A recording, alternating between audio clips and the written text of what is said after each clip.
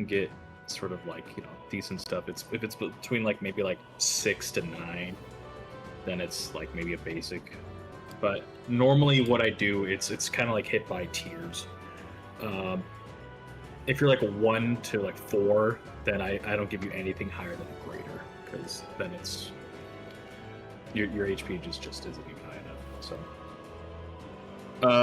speaking of potions, 1x greater, 1x choice. Sir spell, recovery.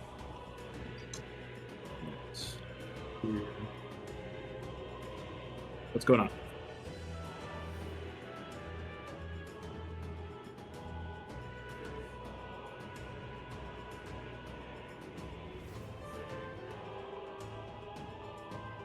Oh, hey, gargantuan sub.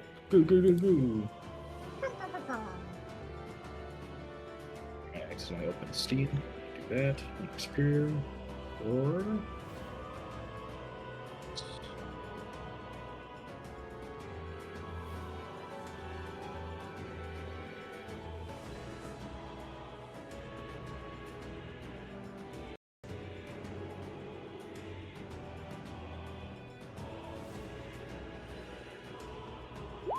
Alright, so you got a choice. You're guaranteed to get 1x greater healing. Other potion could be a lesser spell recovery, a superior healing, or a weak rejuvenation. Rejuvenation, 1 fatigue, hello. Class features, or recovering on injury table, sort of 3s or 4s, so 3 not as bad injuries. Oh, I think we asked this last week, but would the weak rejuvenation fix Voda's legs? Voda's legs. No, I need to see a doctor, basically. Yeah, okay. I need to be a potion of true rejuvenation would fix Voda's legs. Okay, but Yeah. not weak rejuvenation. No, this is because I only rolled 17, but I gave you like maybe a 19 or most likely a crit. I wouldn't give you that. Rejuvenation doesn't regenerate any lost leg.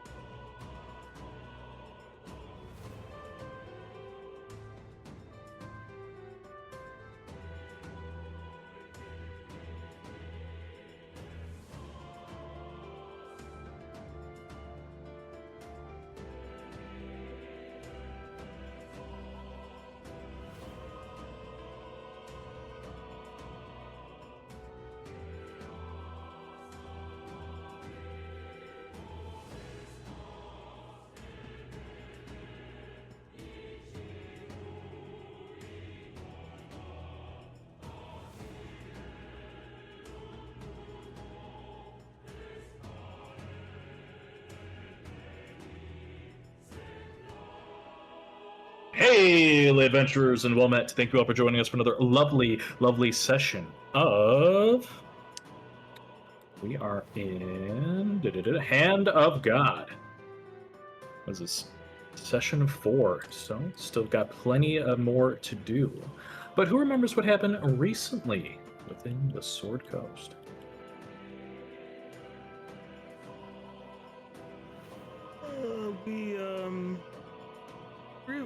We started in the room with the ghost people, and then we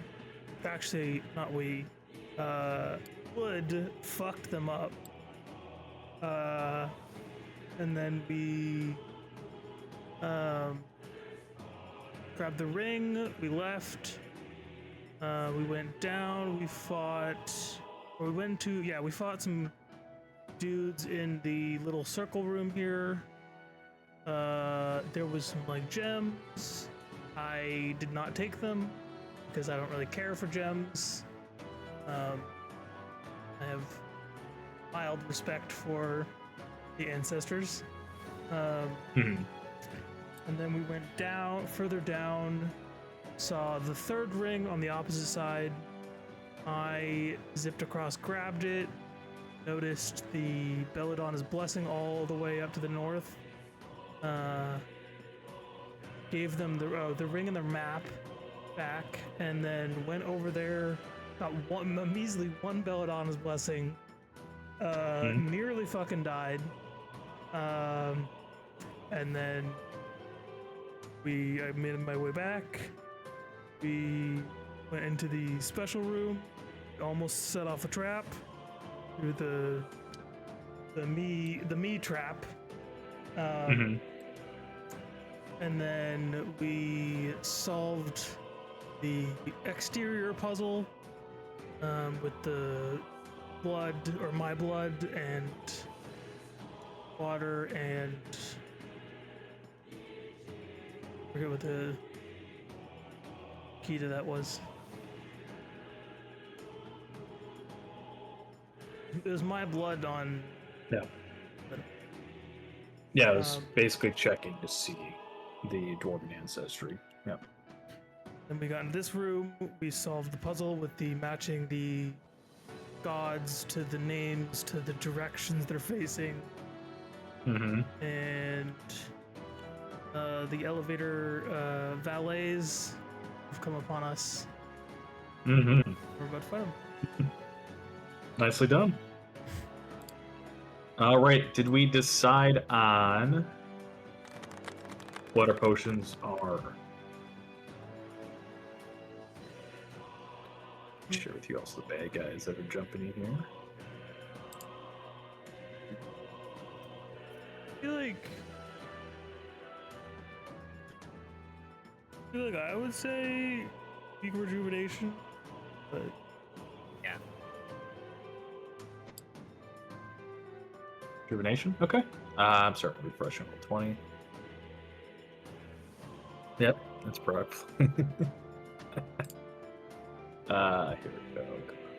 Sorry, the handouts weren't working. At least it wasn't showing in my list here. Come on. There it is. Okay. Yes, so at this point, since you have solved my lovely, lovely puzzle, you were beset upon 4 dwarven wights bursting out of each of the statues. They call to you and say something along the lines of calling out to some sort of pale white eye. Their souls trapped in this place. Maybe they were ancestral guardians to the Axholm clan at one point, but now twisted and malformed. Hatred filling their entire being, and they lash out in anger. And of course, triggering some combat here. So I need everybody to please roll me initiative. You notice that surprisingly, one of these dwarven wights, they're all filled with this like fiery hatred, holding these spectral hammers, clad in chains and sort of spectral sort of armor, creating a form of what they once were. You notice one of them seems to have a nameplate right above their chest that says U.S. Healthcare System.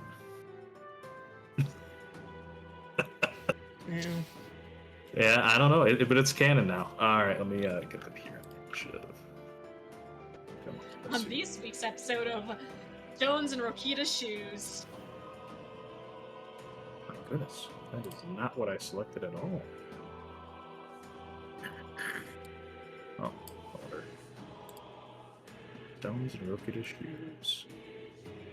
See them, white. Okay. They rolled real bad. They should have done is actually had advantage. Roll it again. 16. That's better. Okay, let me change the tunes and we'll get this sorted. I'll post it for you.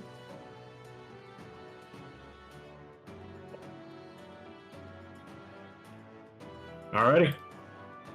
Top of the round. Voda. You're up. All right. I'm gonna whack the U.S. healthcare system. Okay. yeah. Swing with the quarterstaff goes wide as the ghost, or this white ducks underneath. You were out of network. Oh. Oh. Okay. Well, foiled by the U.S. healthcare system again.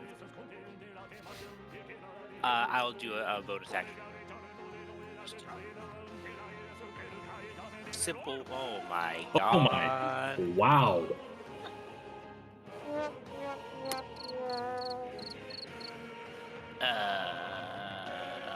Huh. That will be 800 gold. I don't have that. What am I gonna do? Then die. Then die. Then perish. Yeah. Then die. Be gone. God, that's my turn. I'm gonna stay right here and block the door, hopefully. Okay, Robin, you're up. Okay, I'm gonna attack the guy to the east. Alright. I'll have a plan for the U.S. healthcare system. It will be ready in 2 weeks, I promise. But for now, I'm gonna attack the guy to the east. All right, see it.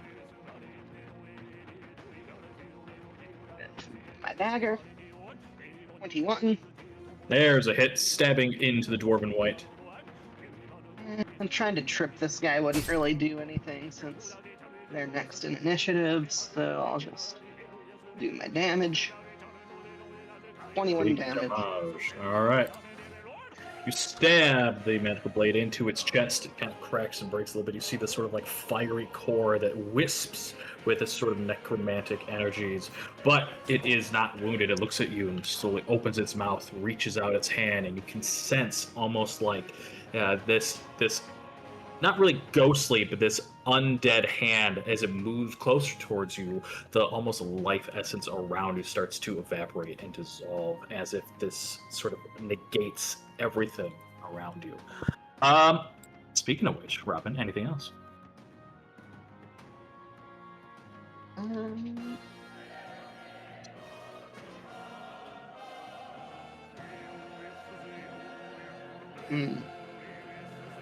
I think there's really anywhere I can go that would be helpful, so I guess that'll be it. Alrighty. Sounds good to me. Up next, the whites. As I said, time to watch out. And firstly, what they're going to do is reach towards you, Robin.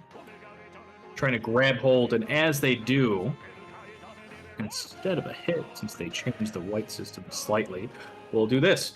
I need you to please make me a Constitution saving throw. This sort of ghostly apparition grabs hold of your arm, and let's see what happens.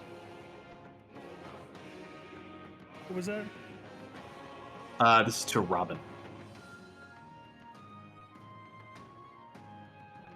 Oh, that is a failure. So luckily, you're only gonna take 3 points of necrotic damage, and at the same time, Robin, I need you to permanently reduce your maximum HP by 3. This could be healed at a later time. So just make a note on your character sheet of your true maximum, so that way you can set it back to normal later. But, of course, I'm not done yet. The same one that's attacking you then springs up this sort of spectral hammer and swings twice with necrotic energy bursting off the head. 1 and a 2, both at Robin. First one goes wide, second one connects, smack you square into the chest. 13 bludgeoning, 5 necrotic. Please make me a strength saving throw or be knocked prone, Robin. Okay, before that, I want to uncanny dodge to Sure. my reaction to take half damage. And now, strength saving throw, which I would be better at if those ghosts hadn't drained my strength. 11. Oof. Knocks you prone.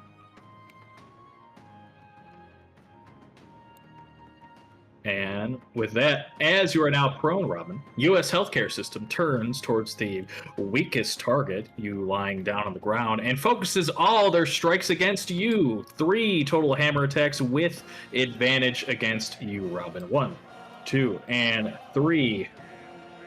Oh my goodness. 1 goes wide, the other 2 hit, with one of them being a crit.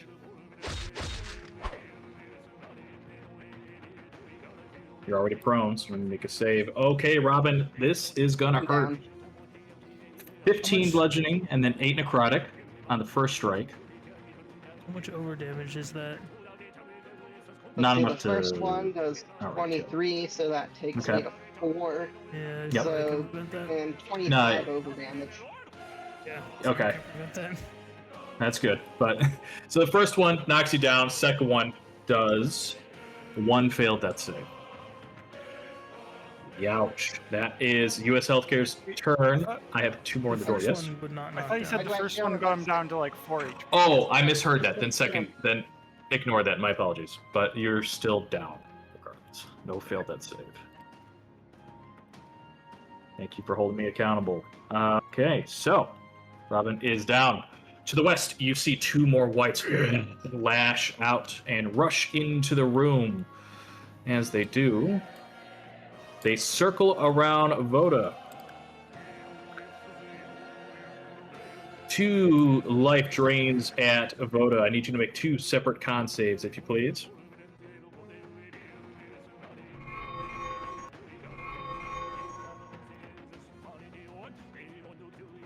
Failure. And a failure. Beautiful. A total of 10 damage, and you know what I'm asking. Reduce your max HP by 10. Hey. Juicy. Yep, keep note of your real maximum. But we're not done yet. 2 swings of the hammer. One goes wide, one just barely connects. 13 bludgeoning, 9 necrotic, and knocks you possibly prone. I need you to make a strength save. Would you succeed? Alrighty, and let me see. Okay, all right, that's my turn. Oster, you're up. All right, I will swing at the healthcare system with my tentacle rod. Does the third one hit? No, sadly. First 2 hit.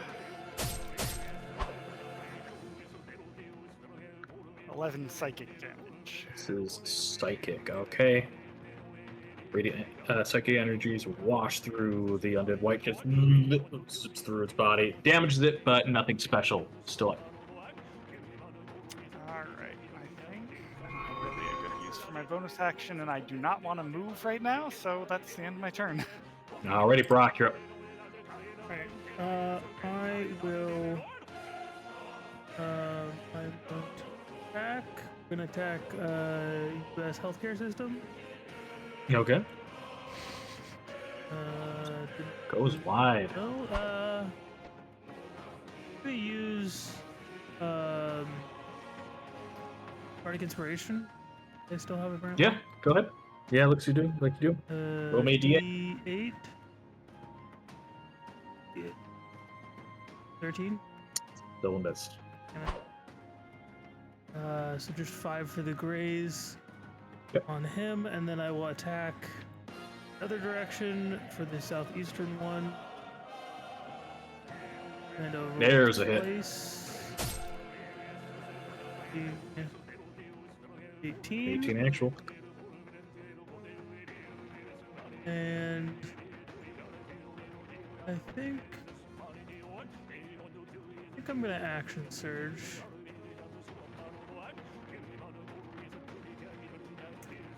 I am deliberately trying to grab the attention of both of them, if possible.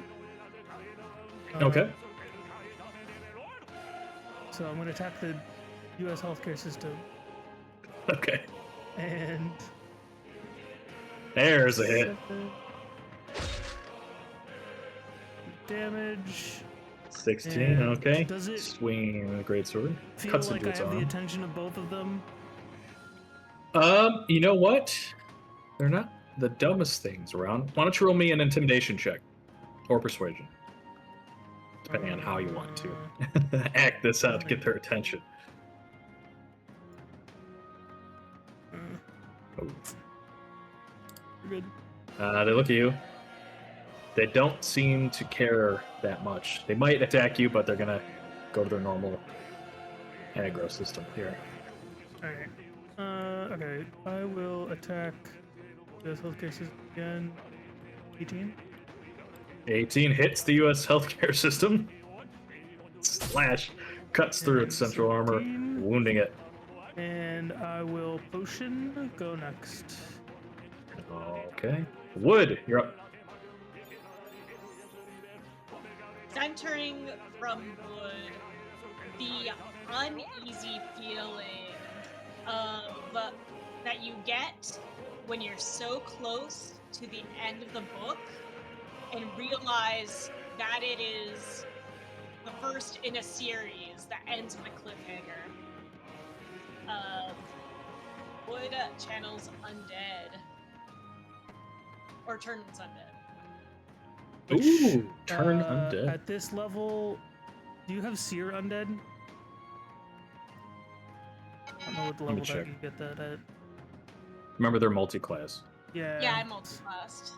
You're Now I've got Divine 6th level. Spark, and I have Turn Undead. Yeah, you might not have it. It's a later level thing. Alrighty, so everything within a 30-foot radius, which luckily enough for you, everything is. So I'm gonna need to make a total of 4 wisdom saves. 1, 2, Oh my 3, god. and Oh my 4. God. Only one fails, and it was one of the ones outside of the room. Rest succeed. Alright. Oh no, that's not turn off the thing. Okay. And I'm out of bardic inspirations. So I am going to use my bonus action to panic. Next. Okay, beautiful. At this point, you begin to hear the sound of footsteps clanging on the stonework somewhere to the west.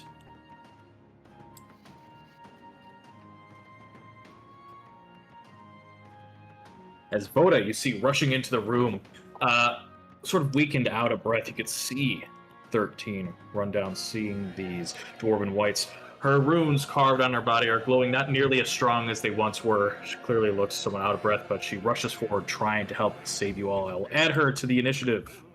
Officially. 8.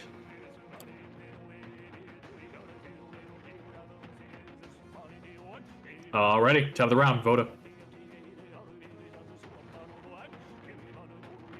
You as hell here just needs to die. Let's see if I can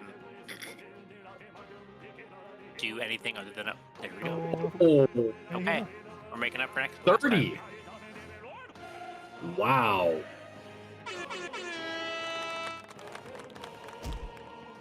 Swinging the staff, critically striking it in the face. For 17 bludgeoning damage. 17 bludgeoning. It is severely wounded as Quarterstaff cracks open its undead form. You see wisps of necrotic energy and bits of basically decaying flesh fly off its face. Then I do it again. Spinning around and thunk right into it. Ooh, it's on pixels of health. So close. You kidding me? These guys are chunky.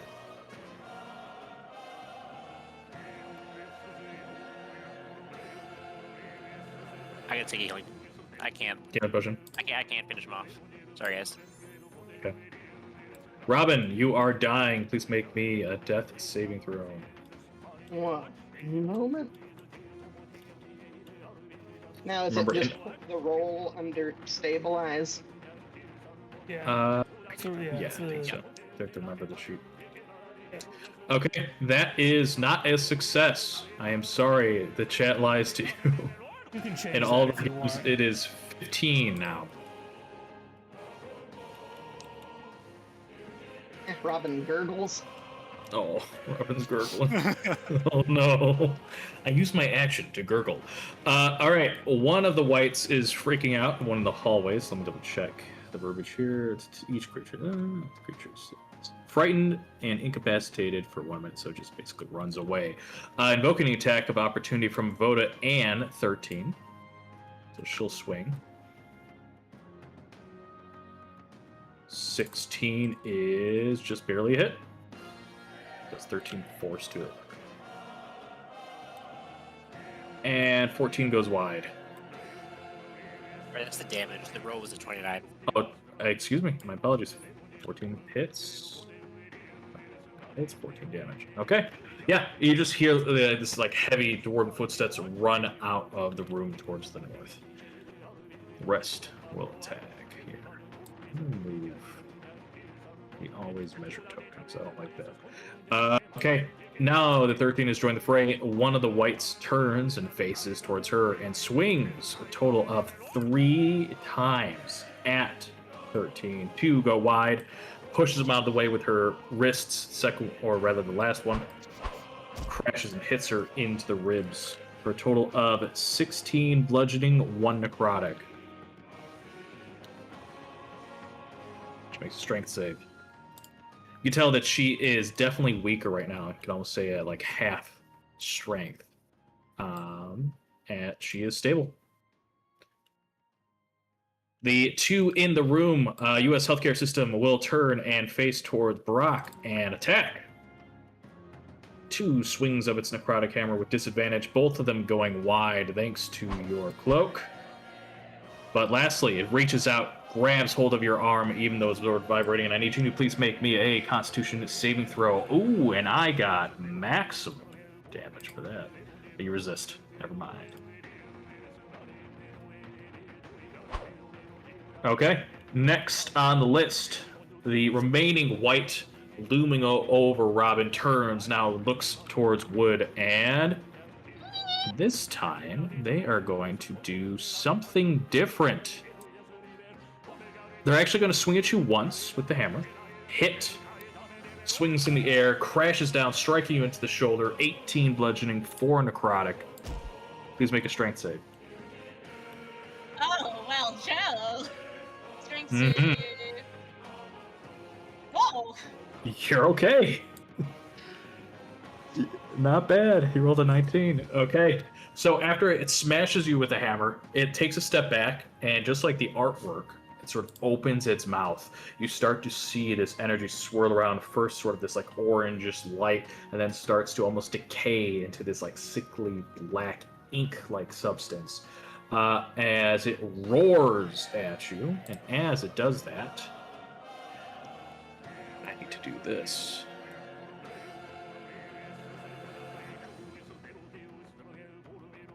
Lovely. I need everybody within the cone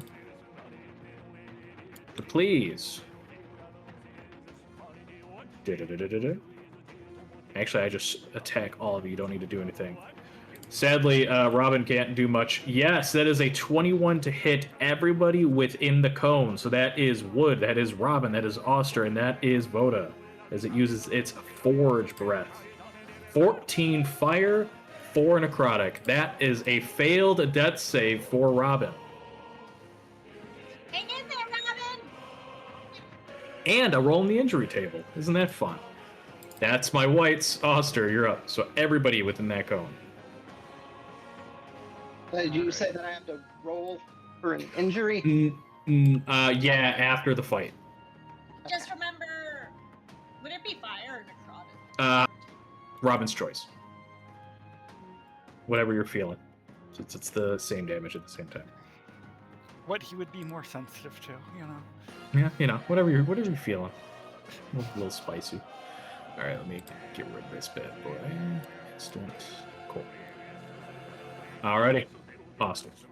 All right. Oster will turn to Wood and say, "You able to help him?" Pointing to Robin. Wood is wobbling, swaying in anemia. Says, yeah, everything's under control. Oster's not going to like that answer and is going to use his action to force a healing potion down Robin's unconscious form. I'm going to use... What do I have? I'll use a greater healing. Okay. So that is... bar... That's 2d4 plus 2? 8d4 plus 8? 8d4 plus 8. This is a greater? No, 4d4. Greater. Sorry. 44. Okay. 4 is for the greater. 4d4 plus 4. Okay. 15.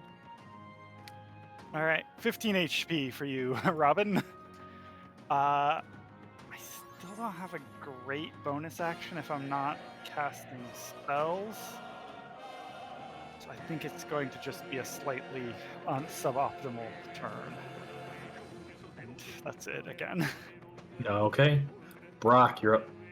Alright, we're gonna attack U.S. healthcare system. Oh boy. Okay.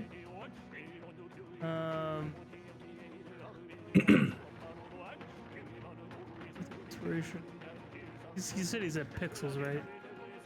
Oh yeah, very low pixels. Actually, grays. What happened? With a. All right. I mean, it's a 1, but I mean, if fuck you it. don't, Okay. if you don't want So- grays so- to happen on a, No. That's fine. I think it's funny. We'll let grays happen, but I'm gonna need you to please make me a sleight of hand check, because this is what happens. You swing with the greatsword, this big fucking sword in a small room. You're trying not to hit your allies. As the sword somehow, again, it slips out of your hands for a moment, it grazes and just kind of lightly taps into it. It looks, counts on its fingers for a moment, goes, "Oh, that's how much I had left," and crumples to the ground. Luckily, because the fortune was a success, you managed to just grab hold of the greatsword and recenter yourself, and it doesn't fly across the room. Did Rock kill multiple enemies with Grays last session too? Yep. It's Pop a, off. it is definitely coming in clutch. Alright. I will then attack the other one. Okay, well, more grays damage. That goes wide.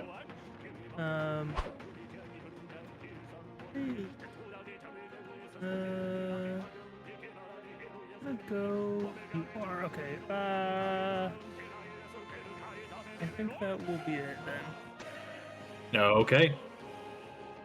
13. She's in the hallway, kind of bracing up, taking almost like a boxer stance as she punches twice at the white. 1 and 2. Just boom, boom, clobbers into its undead jaw and mouth. She just starts walloping on the guy. That is 27 for a crit, and then 11 force after that. 2 heavy strikes, thunk thunk, into its face. Not wounded, but close to being wounded. That is her whole turn. Wood, you're up. Okay, we're gonna start off by giving some kitty kisses to Robin. You're welcome.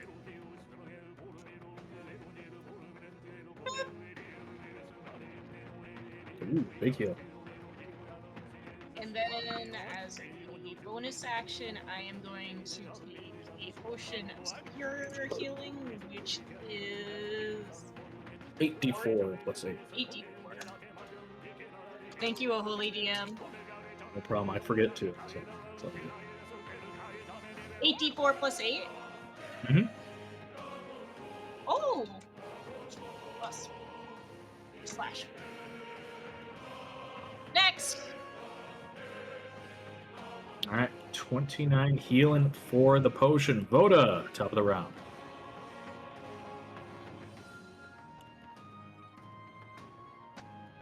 All right, I want to help 13 with this one out here. 16? 16 hits, just barely. All right, I would like you to make Constitution saving throw. You got it.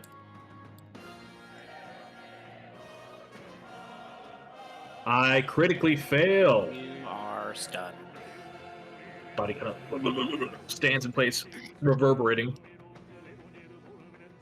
I hit a key chakra point. Oh, So yeah. let me just bring up stunned. I got it. I could force it up on screen here. Boom. Incapacitated. Attack was have advantage. Failed take. So basically, it can move, and that's it. And I'm just gonna continue There's another going hit. into his stun form. And I'll do a flurry of blows too. Hit him with these.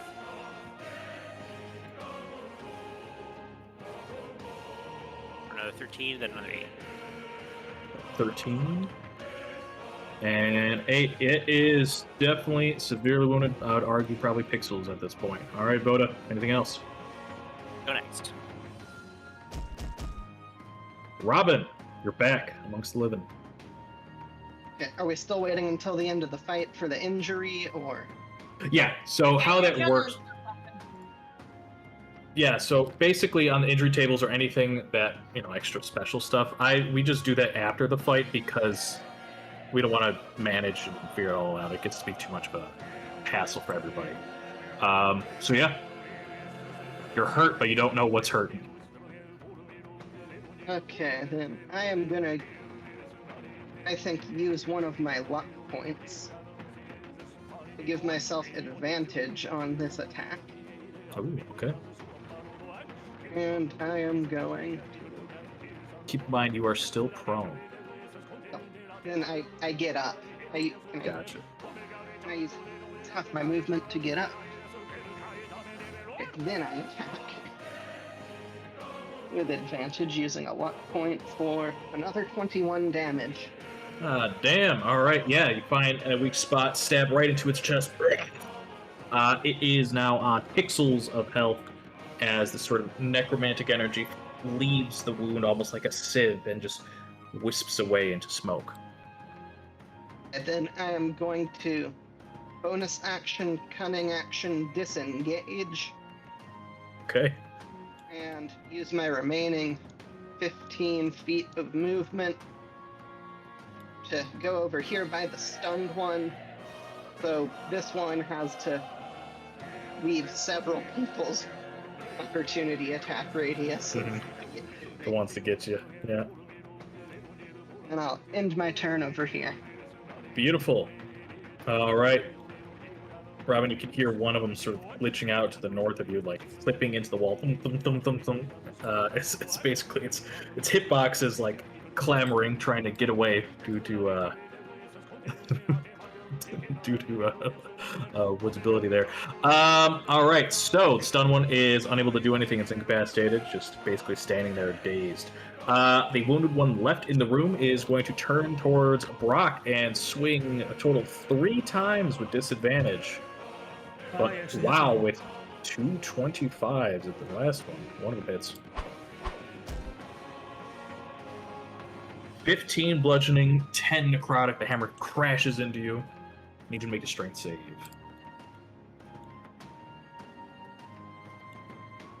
Which you're okay. The other 2 go wide. That is the White's turn. Oster, you're up. All right. I'm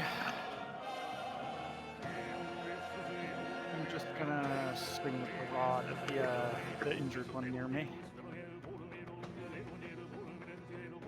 Oh, sorry.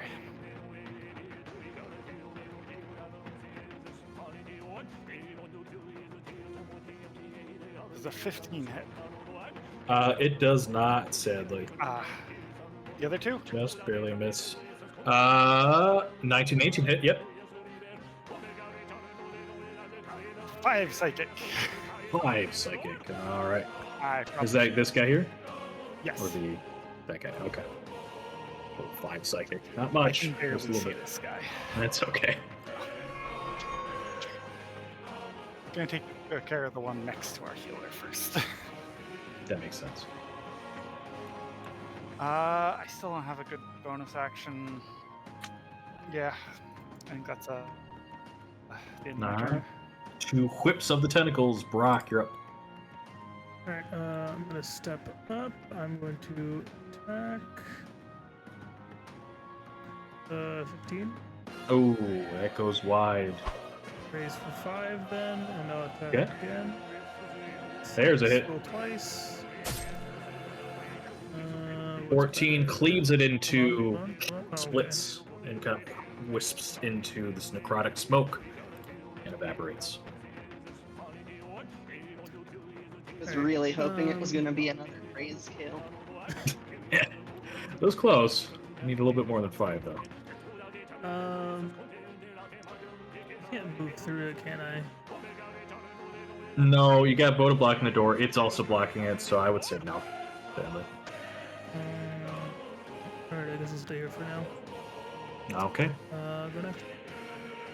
Alright, it is stunned, which means 13 gets advantage on her strikes. It's up her rune-covered fists, and a 1 and a 2. Both of them connect. Overkill. These two magically empowered strikes connect into the white's form as it crumbles and dissipates into necrotic smoke. And this is the one I'm keeping track of, so just put into the wall. Okay. Gone. She just kind of leans against the wall, takes a few breaths. She's kind of holding herself. Clearly, this has taken a lot more out of her than she expected. Just, sort of breathlessly just waves at you, pointing to the north. That's her turn. Wood, you're up. Alrighty. I am going to scamper to Voda and proceed to give expert kitty kisses.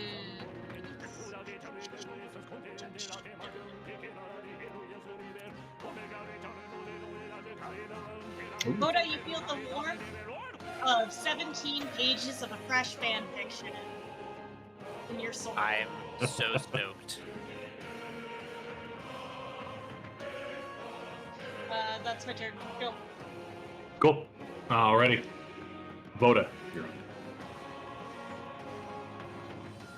I do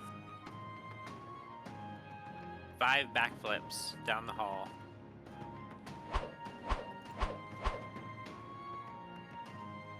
Beat up this guy.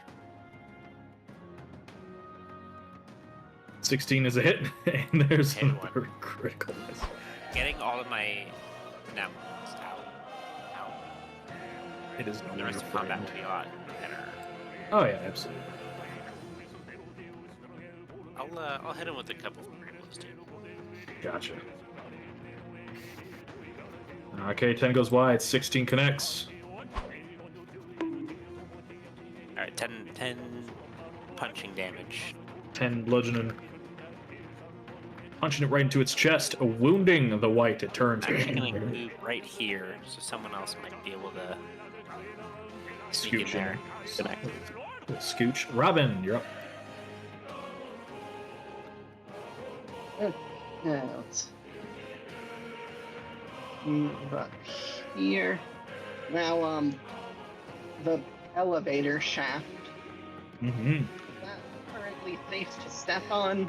Yeah, so basically, because it's kind of hard to do this with the art, the elevator is actually fully risen up. There is now a large metal cage that's about 10 feet in height, all the way to the ceiling. And there is this sort of metal cross section where you could stand on, kind of covered in like a bit of like almost moss and sort of decaying fungus, but it is safe to stand on. Okay, so I don't have to worry about being knocked backwards in the elevator shaft. No, it luckily enough it's perfectly fits all the way around, so you're not gonna like fall into the cracks or anything.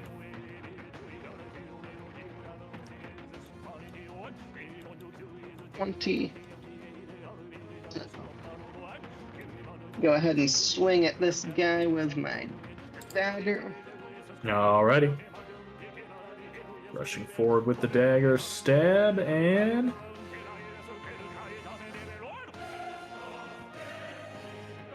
That is a nat one, but fucking one. because I am a halfling, Ooh.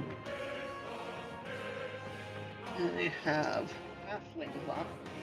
When I roll a 1 on a d20 of a d20 test, I can re-roll the die and must use the new roll. Okay. We try again. Rewind, doing a halfling, and this time connects, stabs into the white.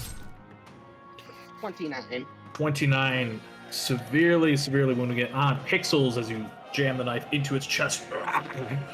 And you notice that at this point, due to it being damaged by that stab, you see its mouth open up wide as you can almost feel the heat coming from its face.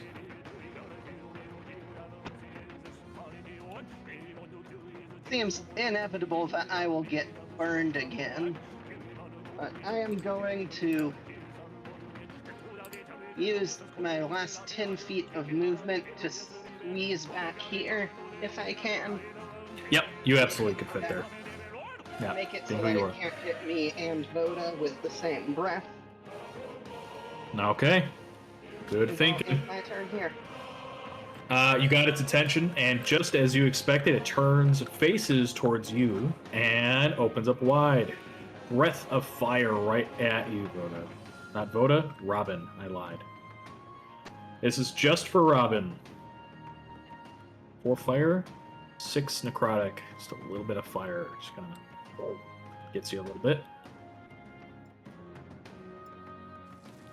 But we're not done. As it opens its mouth, it kind of closes. This time it holds onto the hammer and swings at you twice. One of them critically miss, and 17 just barely hits, hitting you right into the elbow. Oh, right into the funny bone. 13 bludgeoning, 8 necrotic. I'm gonna uncanny dodge, Yep. and then a strength save. Yes, please. Nope. And I And can't with a even 1. re-roll that because that No. was a 2. Even worse. Oh. Luckily, the elevator is right where you are, because if not, you would have been tumbling all the way down. Okay, that's its turn, Oster. On purpose. Yep. Alright, 5, 10, 15, 20. You see the thing. I'm frustrated that I can't get the whip to work, or Oster is, so he pauses and then just shoots a little lightning in a sorceress burst. Ooh. Hits.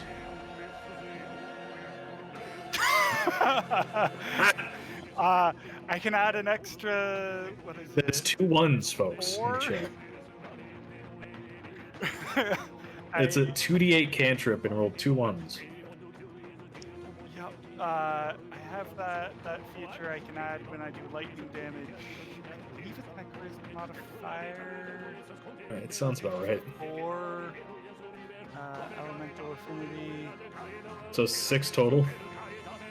Yes. Okay, guess what? It is on the absolute lowest amount of HP it could be. It is still up as lightning is coursing through. Oh boy. It's a lot of 1s today. Yeah.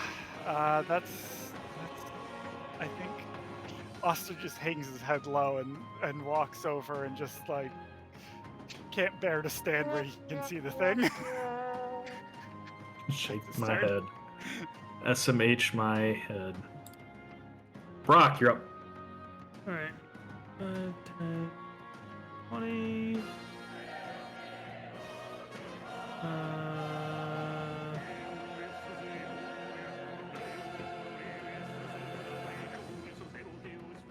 Can I not make it?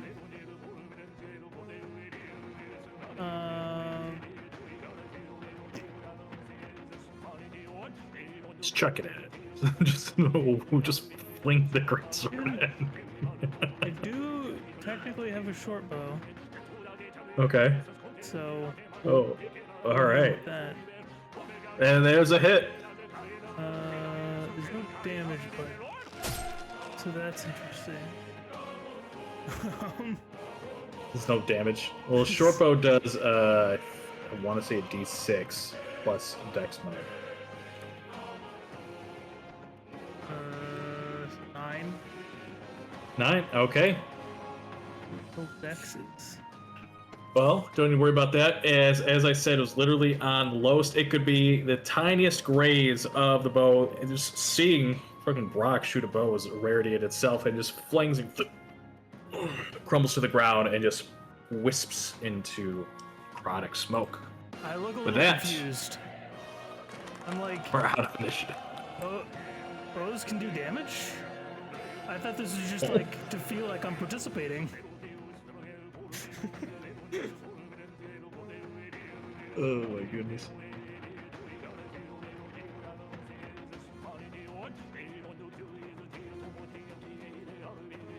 Got Harry there for a second.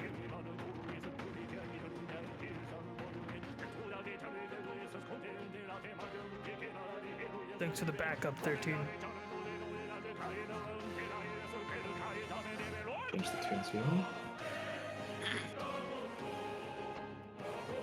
What do you mean by carry there for a second? Wood asks, covered in hair.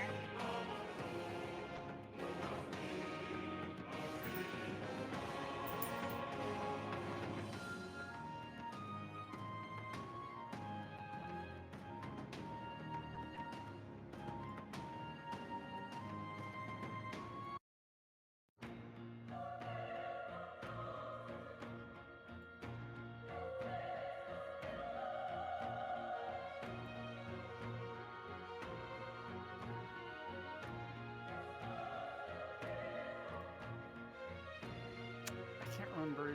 Is high good or bad for the injury table? 1 is always the worst. High is good. 1 is the worst. Okay. Yeah, I try to keep it as the same. So we always want high numbers instead of low numbers. Yeah. We want 4 high numbers. can heals after a long rest, unless I state otherwise. All right, Robin. It's a new DM.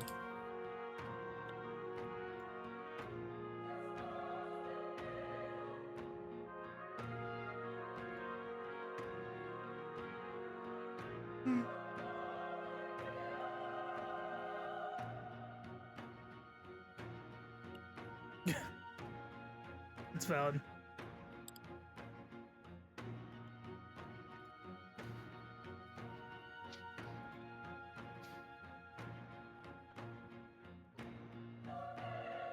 So are we gonna go down this thing? 13 stops and looks at you all. Again, she's still kind of leaning on the wall, catching her breath. You can see the magic within her runes slowly start to kind of charge up once again, but not nearly as sort of potent as she once had once you sort of rescued her from her prison cell. She looks at you and says, well, I'm sorry. This is... My strength's still coming back to me. I'm not used to feeling quite so inept. I mean, I could still kind of cracks her knuckles, still throw a good haymaker or two, but just feels like a weighted bag on my chest. But yeah, Brock, right. Did we, she looks around. Did we find anything of note? Obviously, she points at the elevator. This is our ticket, but seeing if there's anything else we might be able to use. I saw remnants of a few bodies. I looked in the corner of one of these rooms, and I saw some fresh-ish corpses that looked human. Strange. May Very good. I roll a medicine check to Sure. take a better inspection on 13? Yeah, by all means. 15, yeah. So you can tell that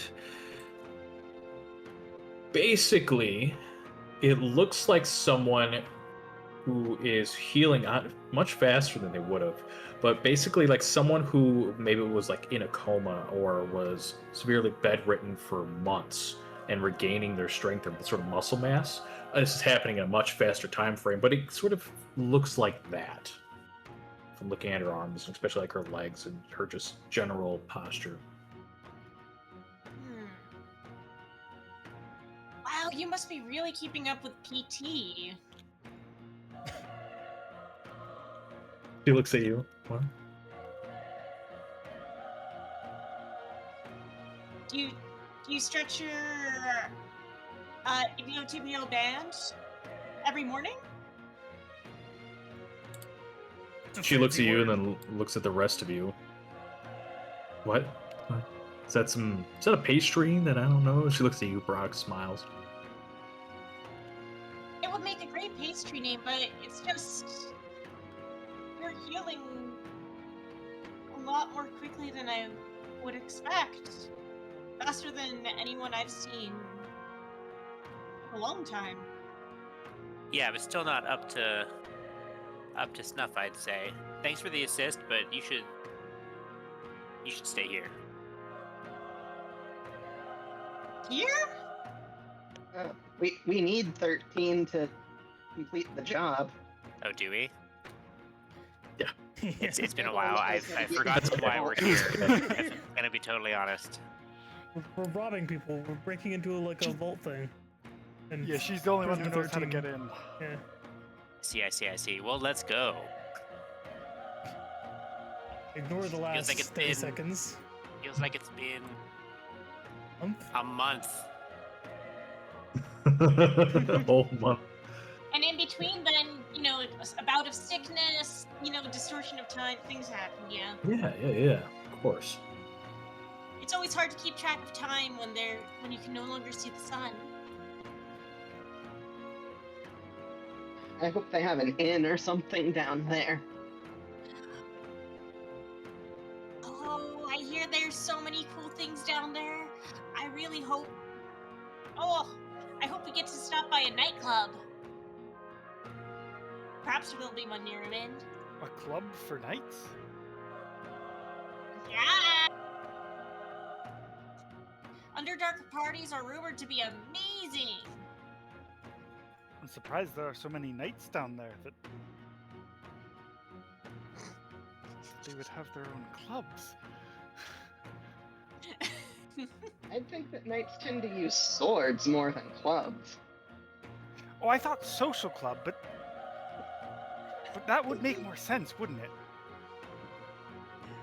If But it not was so a giddy. reference to a weapon they use down here. Rock, have you ever used a club?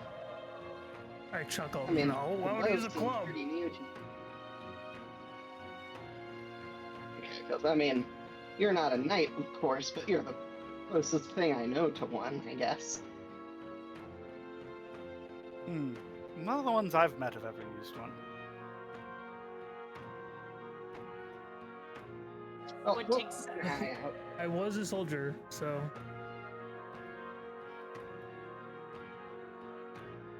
For whose army? Was it Carl's army?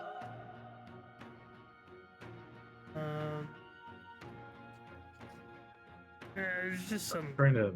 What is this? There's just some lord. He was kind of a dick, but that's how I grew up. But I didn't really want to stay with that my whole life. You know how it is. I completely understand.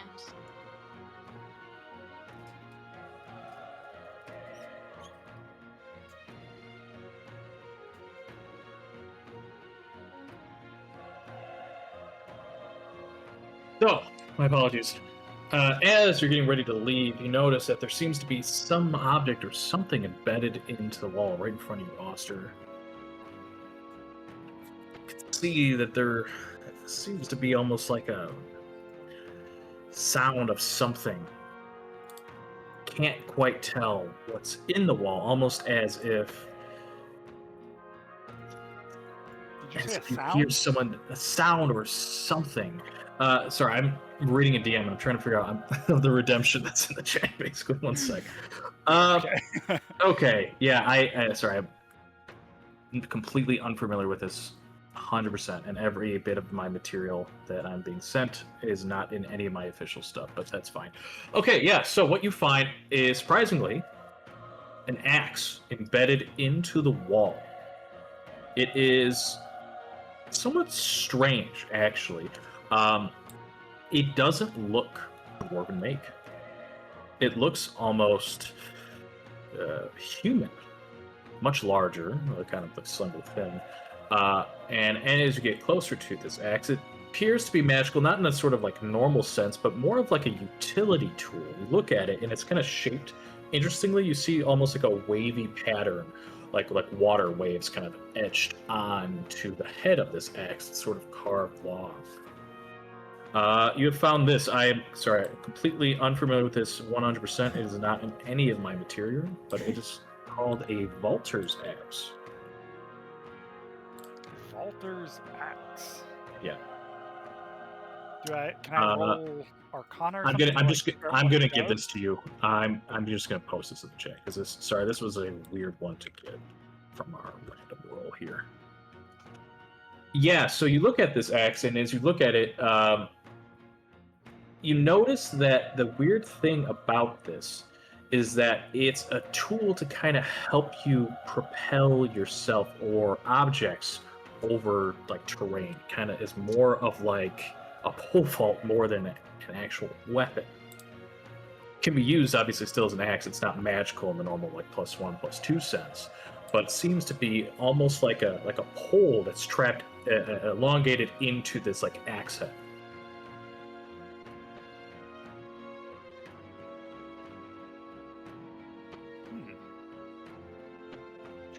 Small and tiny have disadvantage on attack rolls. Heavy. Oh, okay, is a heavy weapon. I see. Yeah. It just has the heavy property. This might be good for you, Voda. I don't know. What are your thoughts? Just the magic in it seems most suited to your fighting style to me, but if anybody else thinks that they would I benefit try and like from it. heft it, and it's very heavy. Yeah. My strength is 7. Oh. I'm not sure I can carry this, Oster. If I'm being Well, honest. Well, Ah, it's my taller apologies. than me, so I'm interested. It's taller than you. That's true. It's the one requirement. It has to be taller I than mean, me. worst case scenario, we take it with us. Maybe we run into one of these knights in the Underdark and we can, like, maybe they have a cool club we could trade it for.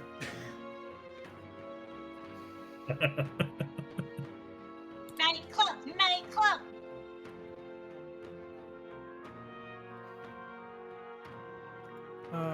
So what is the base item? Like, is it like a great axe? So Yeah, that's my so sheet. this is a little special thing here. It is technically a great axe, but is more of a utility tool than a weapon. You can use it as a weapon, but it doesn't give you the magical benefit or like +1 or +2 or anything or any other special abilities. It just allows you to sort of propel over gaps and whatnot, like a Okay, pole I'm vault. gonna do a great axe, and I'll modify it with the Mhm. information. Gotcha. A halberd might be closer. Halberd? That makes sense if it's a, 'Cause it's a long polearm. axe. Two-handed, it adds reach. Well, You'll the- be Yeah, able to then you know what? Well- I'll halberd. If you want to use that instead, I like that. uh. It's a different die. It's a D10, I think. While you guys are discussing that, Robin will be over here in the corner, kind of lifting up his armor and looking at his side, touching it gingerly and wincing.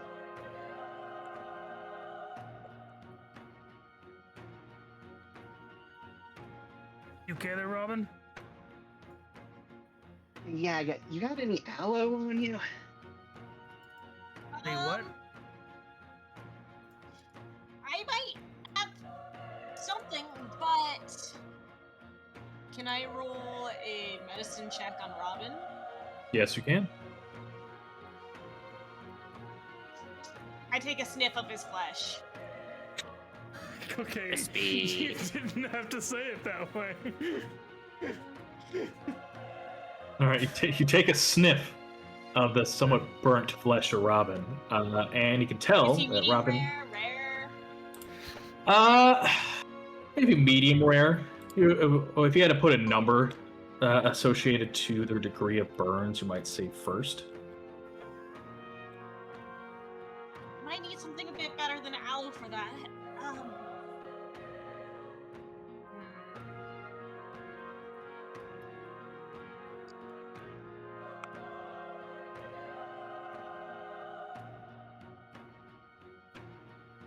I'm gonna ask him to kind of stretch a little bit. Does this injury seem to be affecting his move? Will it affect his movement?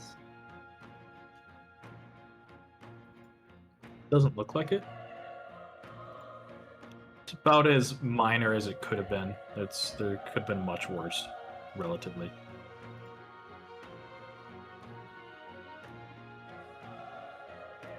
Robin stretches, winces a bit as he does.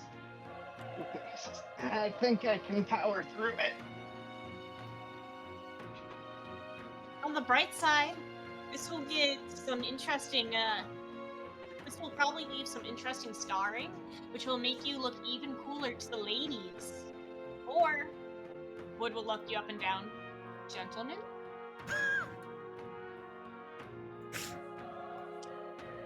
It'll add more to your mysterious background. Can I ask Wood to do a perception check? Go ahead. Perception or insight? Perception. Okay. Because this isn't about Robin's orientation. 13. As Robin is stretching and putting his armor back down, all of that, you see underneath his armor, on his chest, is what looks like a tattoo of maybe a dagger going into a flower or something. You can't quite tell what. A plot hook! Or Pog. Dagger going through a flower. Wow! Okay. Wood looks at you with absolute sparkles glittering in their eye. Just kind of, and maybe gets a little uncomfortably close to your face as you put on the armor. Like, it kind of blocks you from being able to put on your armor for a second.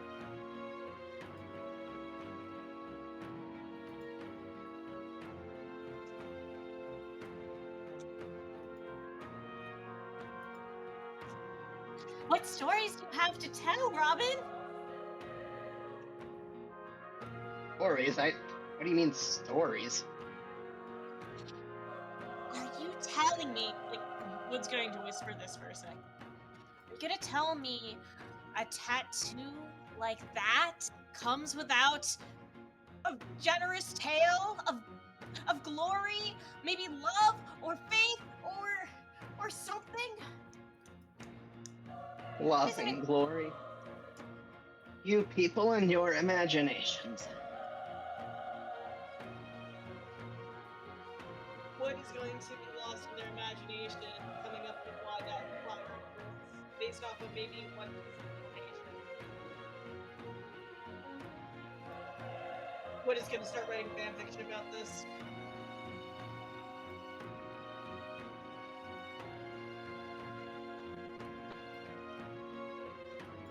As you're doing that, 13 walks over and just like sees the two of you, basically check for burns and looks at the tattoo and she just kind of shrugs and then walks over towards Brock specifically as you're standing inside this now raised cage. Yeah, so as I was saying, was there... She looks around. I mean, I heard sounds of battle, I'm sorry, and came rushing in trying to make sure y'all were okay. But I was just curious if there was anything of note in this place. Obviously, y'all did great getting past clearly traps and looks to be like a few ancient checks. Ways to make sure to check for family lineage, but... I hold up my hand. I found these rings. Oh. She looks at you. Out. What? At this point, remember, you don't have the rings. They're all in the statues. Oh, right. They're I have these rings, and she looks at you and Sorry says, about that. what are you talking about? What rings? Sorry, I'm not losing my mind. It's fine. In the other room, I had some rings, and we used them to solve the puzzle. But there are rings of Okay. some dwarven gods. Interesting. Okay. Well, it's not too surprising, I guess. When I came looking around, I definitely saw symbols to Doomathon. Not too surprising, but we'll have to keep that in mind. Just a reminder, Doom Lithuanian symbol is this.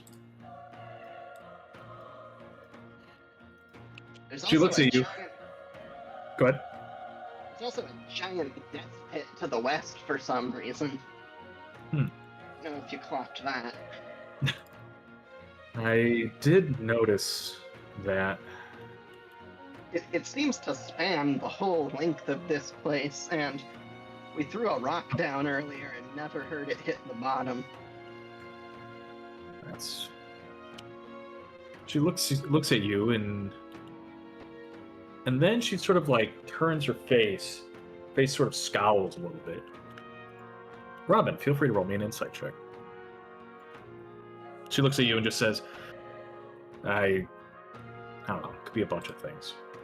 24! You could tell that she seems to be pretty uncomfortable now that she's sort of thinking about what you just brought up. She looks at you and says, it could be a bunch of things, I'm not really sure.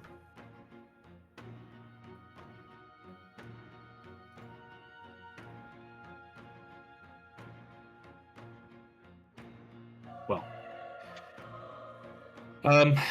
I guess we'll just have to head down. I was hoping that maybe we found some more information. I mean, once we're down there, I can get a little bit of my bearings. I'll admit it's been a while I since I've been. We should have the map and yet. then I Oh, point you at did not. Wood. You found a map.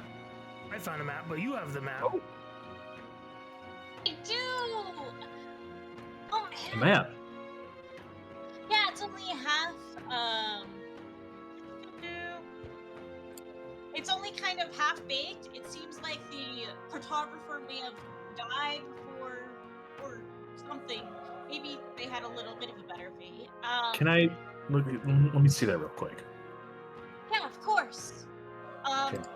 And the remembered context was that I rolled a 79 on a D100 on a map in session 2. Whatever that means. Just a reminder, you did find an actual map. Specifically, Brock found a map that was our sort of world map. We're going to lead to in just a moment. But you did happen to find a separate map. She looks at it and says, well, the one you showed me, this might be helpful. It seems to be related to the Underdark, but Brock, do you mention the map you found when you got the Onyx Ring that was across the chasm? That's specifically what she was kind of alluding to.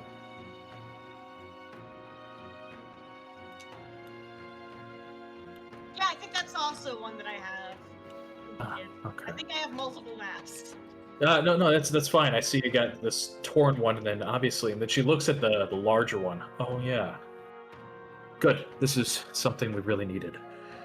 You see, after talking with your friends, and that excellent fella. Well, I promised I'd finish this job and get a fresh start, a new life. But didn't really have a lot of information to go on. But with this, she kind of grabs it, taps at it, sort of almost excitedly so. First time you've seen her sort of really show just excitement instead of this sort of nonchalant or sort of almost antagonistic towards you. This could be your ticket. Here, and she points at the map, and she motions to sort of 4 quadrants. This is good for us. You see, this map puts us right where we need to be. Called the Darklands. It's well, let me take a step back. The Underdark is a massive honeycomb of locations. It is just like our surface. There are many districts and areas broken up by natural mountains, terrain, rivers, things of the sort. But the Underdark is like that, but times 10.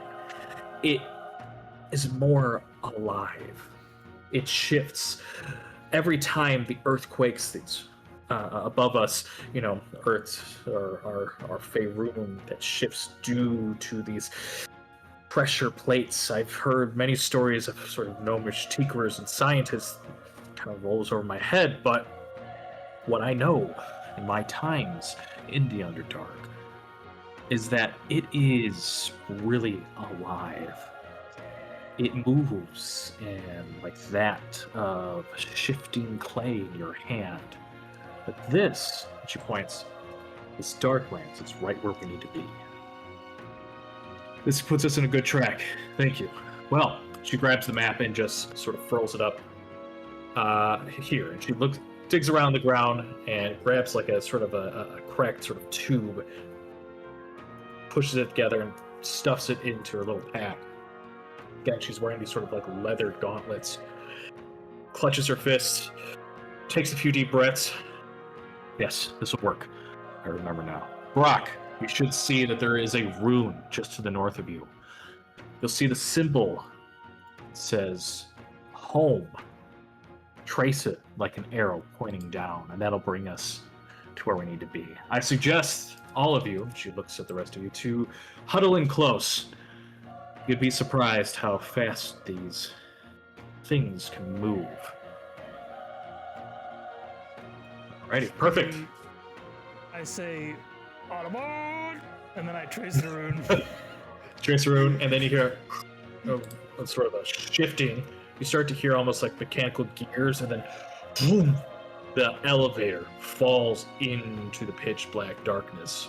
And let me bring you all to a new map, and we'll change the tunes as well. It is in the Yawning Portal. No, it's not. Posted. All right, let me bring us to our world map. So, talked about this briefly last time. Basically, for the rest of our campaign, when we're traveling overland on our sort of general landscape here, we're going to be doing this sort of pseudo on our map here. The elevator descends down and down. About 10, 15 minutes past, pitch black. Another 15 minutes or so, and then finally about maybe an hour of just sitting in this metal cage as it cracks and reeks. You finally see past, you've basically been in this like black sort of elevator shaft. You start to see glowing lights, purple and pink and greens of fungus and other plants. And then finally, leaving this elevator shaft, this giant cage, we get a shot, us, the audience, of you all descend down into this massive open space. She points and says, we're here. The Highlands. This place. It's a good sign. I know where we are. She points to the map, now we all can see. We should be here. She points at the spires as the elevator now slowly descends down to the ground. You could see that below you is this sort of patch of raised dirt and rocks that create this sort of natural barrier. You could see that around all these rocks are dozens and dozens of skulls and desiccated skeletons. Their bones are some dwarven size, but many other humanoids that don't really know. Been picked through hundreds of times over, dozens and dozens scattered about. With a final heavy set click and thud, the chains rattle as the metal gate swings open, creaks into place. 13 stands, cracks her back, puts her heavy dwarven palms, now covered by these leather gauntlets, onto the frame. Takes a deep breath. You smell that? Takes another deep breath in. The smell of decaying earth and moss sets in. The smell of strange, exotic, almost dangerous plants all around you. Sightless birds fly off into the distance, cascaded by this glowing greenish light that illuminates the entire space, created by large patches of fungus on the walls. You are now in this section of the Underdark. The Highlands, she tells you, is the closest we are to the surface. There's still some light sometimes that creeps its way down here. This is the most normal, it's in air quotes, you might find. Now, she points at these spires. These spires, these high sort of towers of rock covered by circular mushrooms that reach out like fingers towards the sky, each about 30 feet in height, like spines or teeth ready to take a bite out of the sky above you.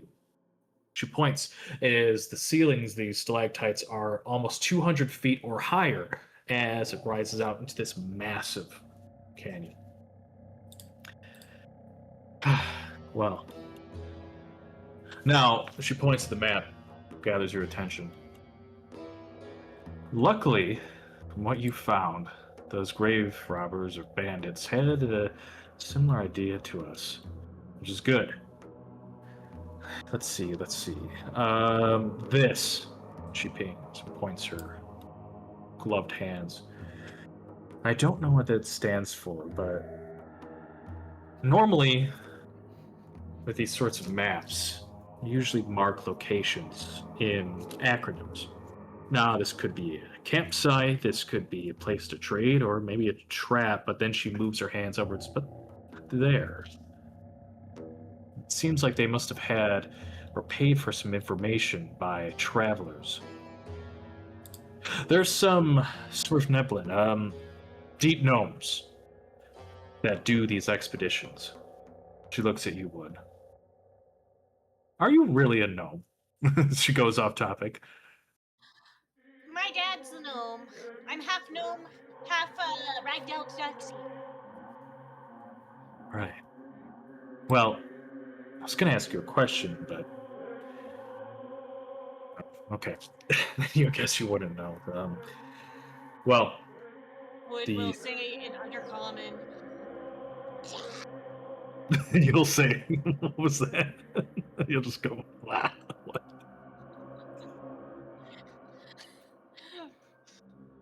Wood will say in undercommon. All he hears, it just cuts As out. your I'm not noises, there's the what you're nose. saying. Oh my goodness. Wood is asking what is what What's is up? it? What is it? Oh, you're she says in undercommon back to you, your undercommon is really bad. It's like really bad. I was in the top. My See, it just sounds, and then she stops and then cuts into common. Your companion is speaking in undercommon. It's really bad. Sounds pretty good to me. Yeah. I guess it's a good thing you got me to help you out. Wood looks indignant, flicks the tail. Oh, I didn't mean to make the cat up. Uh, But yes, there's some spots to pay attention to. But the most important thing, she kind of points with her leathered gauntlets. To the north, about a few days' travel. I'm gonna suspect around there is our goal. Now, this map has a few locations marked. It may obviously not be 100% correct, but gives us an idea. These spots most likely were traps, runes carved into long stretches. These are used by drow hunting parties. The drow have been known to kidnap and take people for ransom or for other things. She looks at you all up and down. Now, we can cross these areas, but just know that it will be dangerous. We may not have a choice to move through. But these may not also be completely accurate anymore. These locations, she points at the dark crosses. It looks like the person who gave this map had a few notes, most likely on a separate document, of what these could have been. If I had to guess, places of note, or maybe something they weren't sure of. Now, with these, she points at the red crosses. Most likely patrols, or places that most likely have danger, but Usually these spots might have something we can use. Supplies, gold, if you're so inclined. But keep a good eye out. What else? What else? Oh, yes. Points. Luckily enough, you can see that there's a few safe spots already marked for us, which will be helpful. Campsites and the like. You might be able to actually have a good spot to rest and recover there. Now, I wouldn't say these are places we should use multiple times, but in desperation, you should be able to use these. So, she pulls back, and mechanically, just for us moving forward, what you'll see is as we move through this map, each hex is a day's travel. I'm going to ask you, pretty much right now, unless you want to change this, is to set an order of basically everybody from 1 to 5 to be a quote-unquote lead scout. How that's going to work is that every day, one person will sort of take charge. And the scout may not always necessarily need to do survival checks like we normally been doing. They could be something to basically be the main person of whatever event triggers, is the idea. So let me know what you have in mind, make a little note or list, and so that way when we go, it'll be like, okay, day 2, Brock, day 3, Wood, or whatever. So when something might happen, the sort of face of that encounter will be whoever's day it is.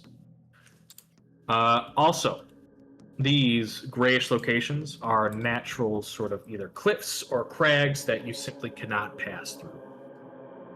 Blue, just like it looks like, is most likely lakes or rivers that can be passed if you need to, but may be dangerous or may have their own challenges.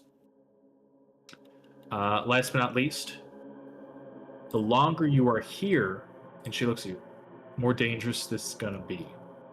Our presence in the Underdark, especially mine and my kin, she like traces her arms. So she's wearing this like leather reinforced, not really armor, but like traveler's clothes. She's wearing these gauntlets on her hands. She has sort of these like short sleeves, so you can see the tattoos from roughly her elbow to her like wrist or so.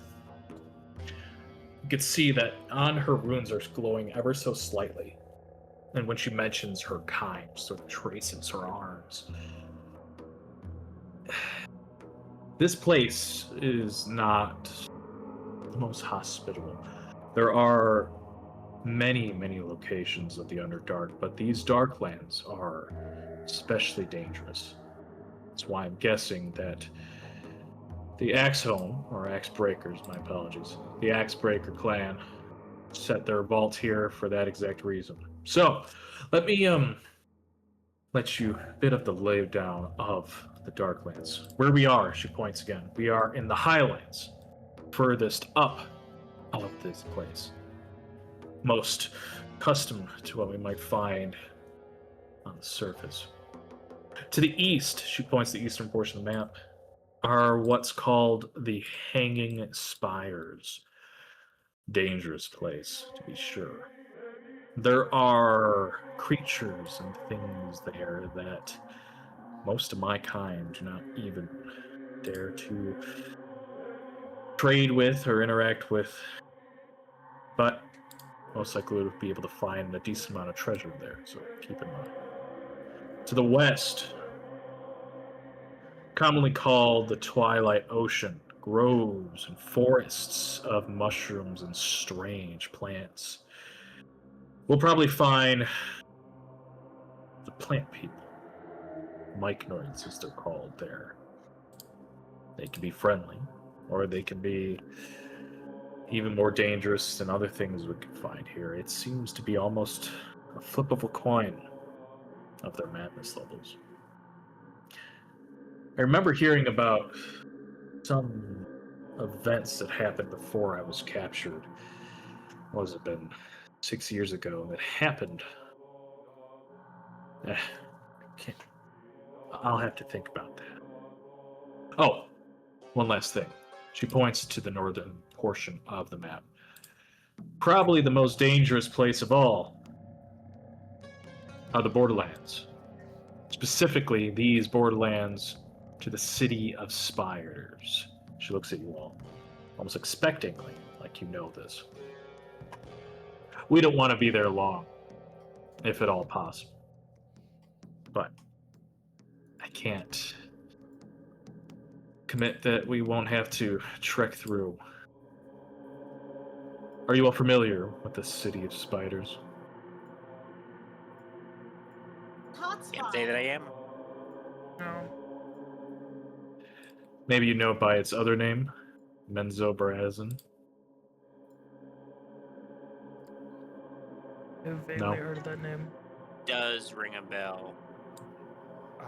Can I roll to see if I know? Yes, you can. History? Yes. No. No. He's like, oh, Okay. isn't that city over on the island outside of, what was it? It was like off of Jolt or something? She looks at you, squints. The jewel of the Underdark.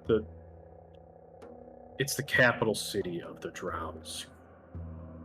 Oh God! And she really rolls her eyes. Out of all the people that I would expect, okay, That's okay.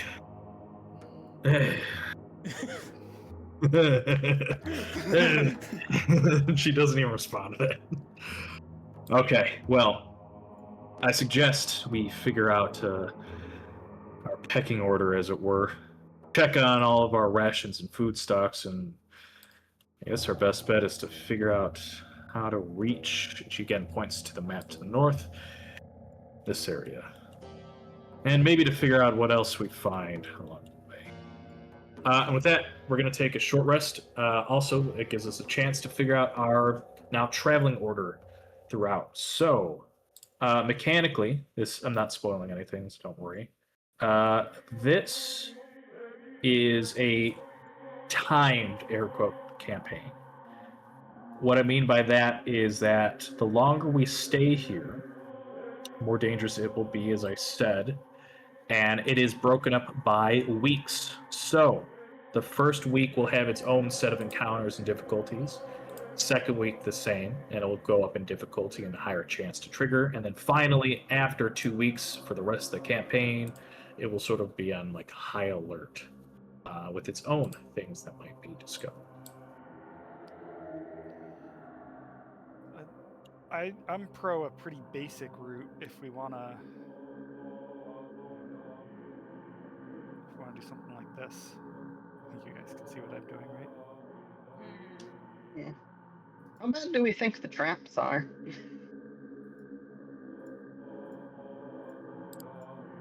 I don't think I certainly think that Oster would be against going into the area where the known slavers work.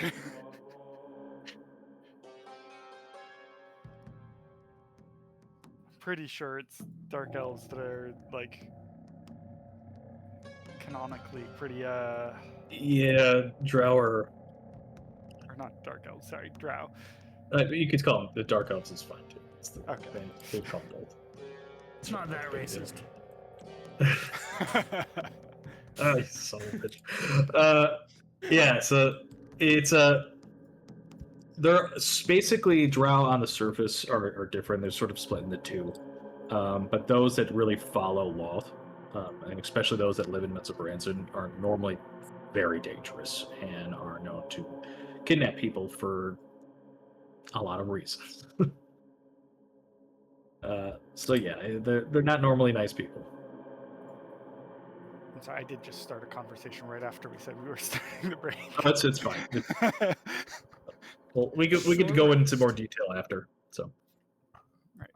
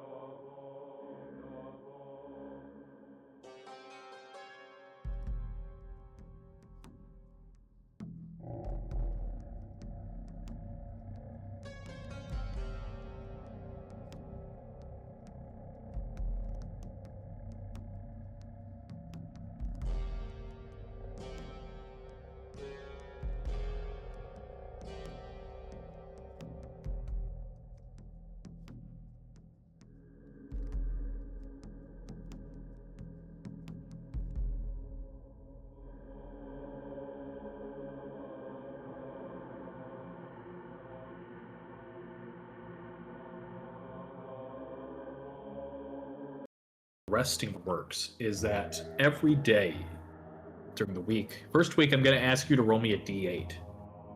If you roll 5 through 8, nothing happens. Long rest, lucky. If you roll me a 1 through 4, then you get to roll on my special table. If you make it to a campsite, and again, not all campsites are immediately shown, then you are guaranteed to have a safe spot to rest.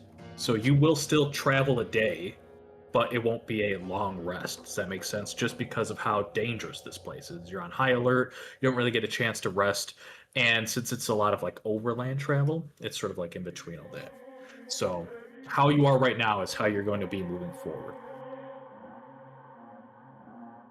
But you still need to keep track of all rations. That's why I was paying, definitely having emphasis on keeping track of your food, your supplies.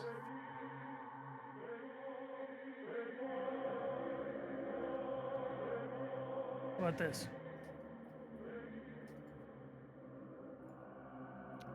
65 feet every 5, so that's 13 hexes. 12, 13 days. Are we assuming that we have a way out once we get to the vault? Do we have anything? I can't remember if we had like a portal coin or anything like that, or if we're gonna have to run back out and count those days as well. All you know is that 13 told you that once we have what we need, then we'll be able to get back easily. Okay. She was Okay. very sort of vague about it. We should also include to the worry. idea that there's 3 tiles marked, and they are a day's movement. So I'm guessing that only one of them has the thing we're after. So we have like a 1 in 3 chance of it being the number of days to get there, and then we have to account for the slight possibility of extra, right? Correct. You don't know 60 which spot it's that. 12 days, so that's under 2 weeks. So we'd be in the elevated, but not the extreme danger. How about this? Oh, I did not mean to move our party there. Sorry. Oh. That's fine. everybody. That's fine. Well, guess we progressed 3 days. Yep. Yep. All right. Would That's what Princess Belle have some special spores? This would leave us the flexibility of 2 days and a guarantee long rest right in here. case something happens that. Right. It's about halfway through.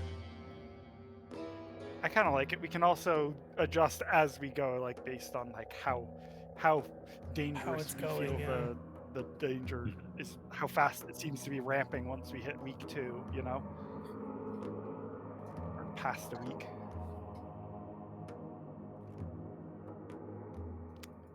I think I'm fine with them.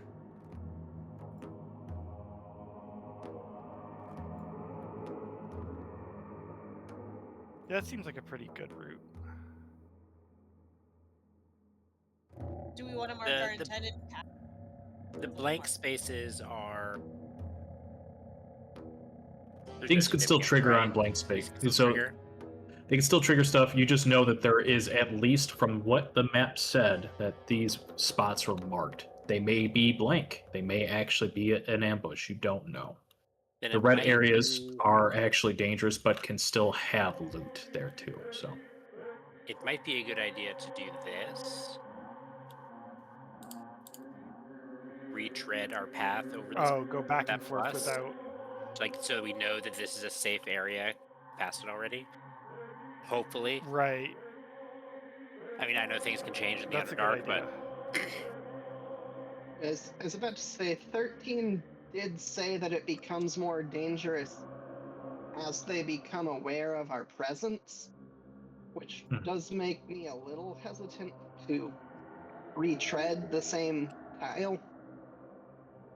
Oh, that is a good point. That's Think that's like fair. a polar bear. Okay. then yeah, we can do this path. Okay, that works for me. Alrighty. After you have a little, basically, I'll give you like a short rest in game 2. You take a moment to gather yourselves. You hear strange cries of animals foreign to you, off into the distance. Their caws and echoes fill the chambers and leave, continuously moving southwards into places beyond the Darklands. 13 grabs her pack, finishes scuffing down what looks to be almost like a looks to be like a half of a Brock pastry that she tucked away for herself. Wipes up the crumbs off her face. Pats your chest, looks at you all and says, "Well, grab your things. No time like the present. Now I just need to know. To the west," she points with one hand, or to the east, she points with another. Where are we going? Wood is going to do the little hand thing of just remember which one's left and which one's right. And then is going to point east. This way! After you. Okay, so go ahead. Would be so fucking funny if you just were like, no, we're going west. Just go west. The whole plan. It's fucked. That would be very funny. The wolf statue now! I have to fan fiction at one of these things. Now, I mean, 13 did say that the east was like filled with more dangerous creatures. So, Yeah, but it also has litted. So I'm gonna get litted. yes, I am as a player very curious what that acronym is, and am wondering if the TD is the dead. Just because of all the dead we've encountered so far, but Wait, Literally. or it could be the dwarves. It could be what? The dwarves. Something with dwarves.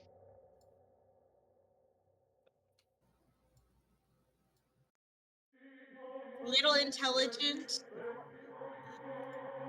Only one way to find out. And everyone.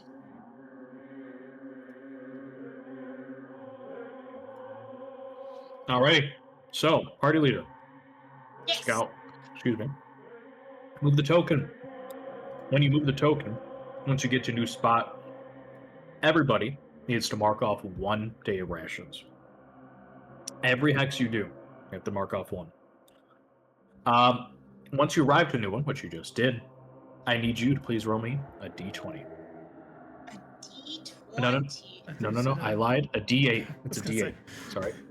I jumped the gun. Okay. Roll me a d8. I got too excited.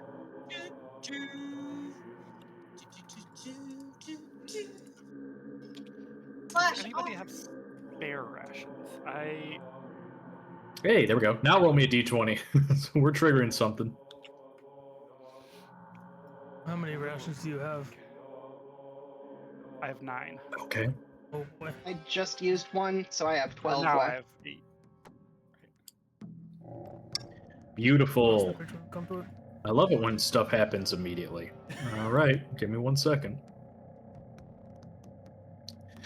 So, you all are traveling days worth into the Underdark, and you realize that things are a little topsy-turvy. There are no real street signs, there's not a whole lot of landmarks, and no sun to really guide you. You feel like you at least are heading in the right path. 13 kind of reminds you that we're heading in the right direction, but what you recognize as you're leading the group, you start to hear these echoes, these sounds of something somewhere calling to you. It's almost like chipping or chortling. It sounds weird. You hear almost like on the wind this voice.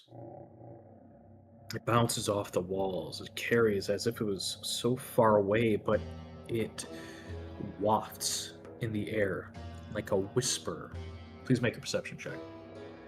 Perception check. Turn.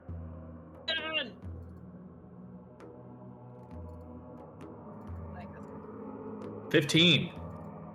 You can't make out exactly what it says, but you hear a strong S sound. It goes and then fades.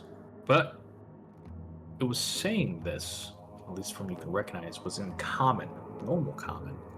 The voice was weird and garbled, but it's drawn you to somewhere else, a clearing. The normal large caves seem to burrow it in. You find yourselves and your party now moving through this small cave system. The stench is unbearable at first. You find yourselves in a clearing. And then this. I'm gonna bring you all to a new map. Love good clearing. All right, you all find yourselves in a new map.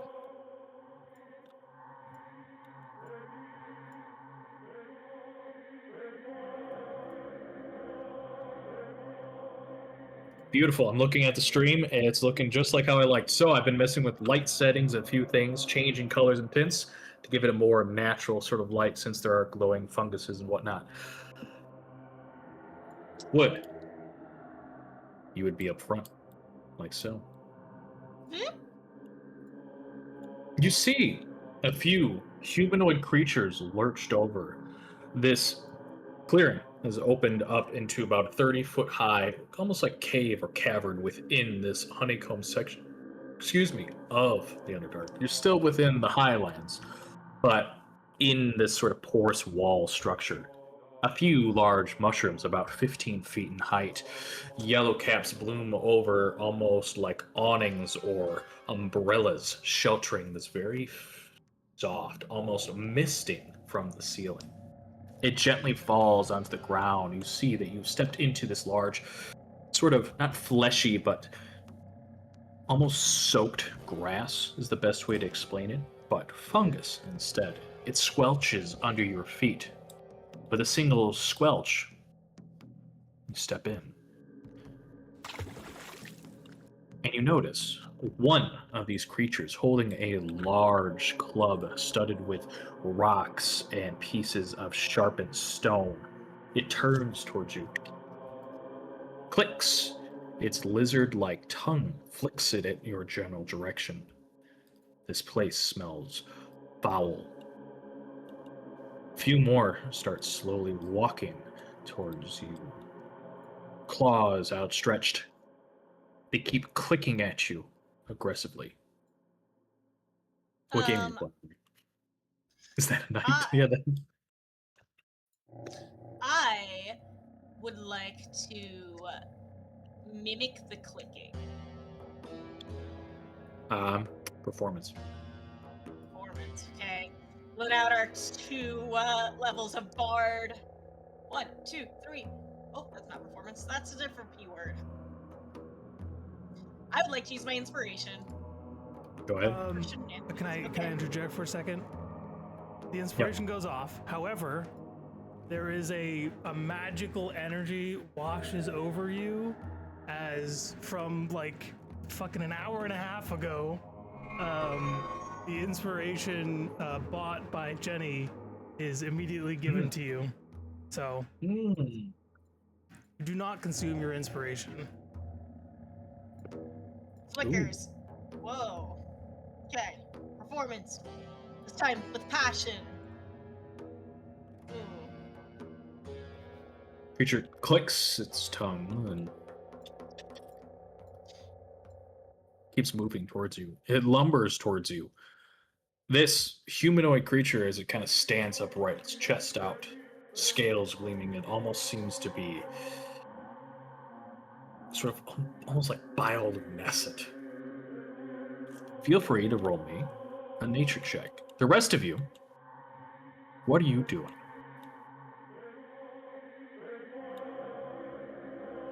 Wood. This is a troglodyte. You don't see many of them on the surface, quite rare actually.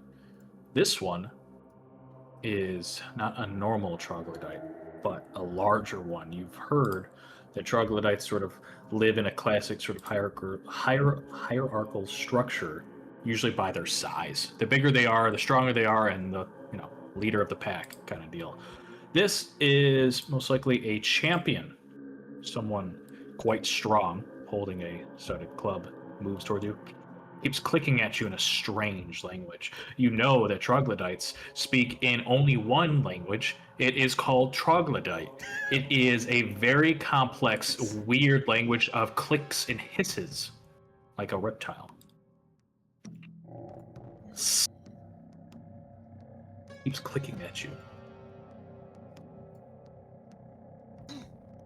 I'm going to elbow Brock and say to him, "You are the largest one of us. He's going to think you're the leader of our pact. Can you offer him maybe something of peace? Do you have an extra pastry?" I mean, I guess largest sideways is probably correct. Largest of us, and Voden and Oster just looming over you. I mean, Oster's kind of a twig, so it's fair to Yeah. over him. So you said offer him something? Yes, but like do it very slowly. Make sure they know that you are not reaching for a weapon. Like just like really make sure that you give them something universally diplomatic. Well, fucking, you know what I'm doing. I'm whipping out a fucking pastry. And I'm gonna offer him a pastry. Okay. I, like, take a couple steps forward carefully, set it on the ground, like it's got like it's wrapping. I need you to be whatever. really precise. What is this pastry? What's in it? When was it made? I mean, it was made like when we were back in the camp or back in the town. So probably. Okay. I mean, it's probably only like a couple days old at this point, I guess. Yeah, it 2 or 3 didn't days take you old. that long to get to this out. Yeah, opposed to pretty close. But it's just like a normal pastry. It's got like probably like a jelly filling or something. Of what? Mm, Ooh, it matters. I guess strawberry jam, strawberry jelly. Okay. That Put doesn't out seem the like a pastry. good decision. Filled with strawberry jam. He clicks. One of the smaller ones scurries, runs, grabs it, snips it, almost about to take the bite. The big one goes, and then hands it to the big one. The big one sniffs it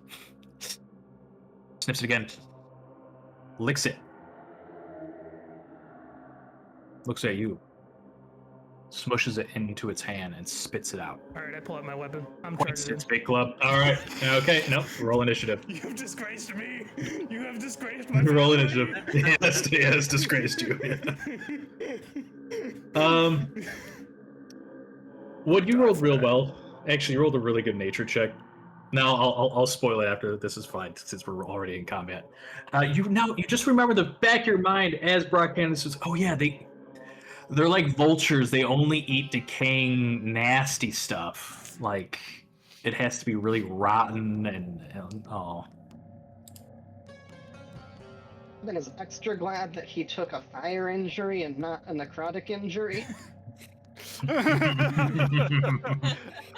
Oh yeah, these guys are nasty. Let me get some.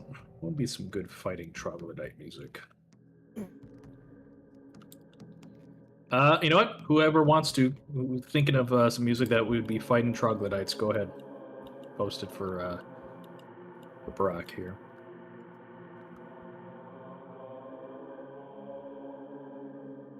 I promise I want to make friends with people down here.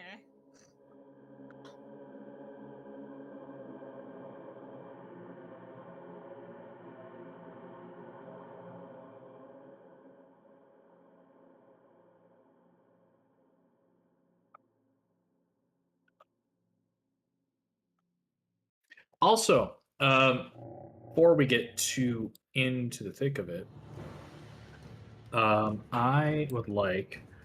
Is anyone using a light source, torches, your hooded lantern, things like that? So that way I can mark that on your token. Because right now the only light is coming from just the ambient 5 feet I give all of your tokens, so you can not just bump into walls, and also just a few glowing mushrooms in the center. I don't care. I'm not putting off any light. Okay. Yeah, me. I'm not using one right now. Nobody's using light. Okay. Sounds good to me. Holding a torch, everything around you is bright, and then you lose your long distance dark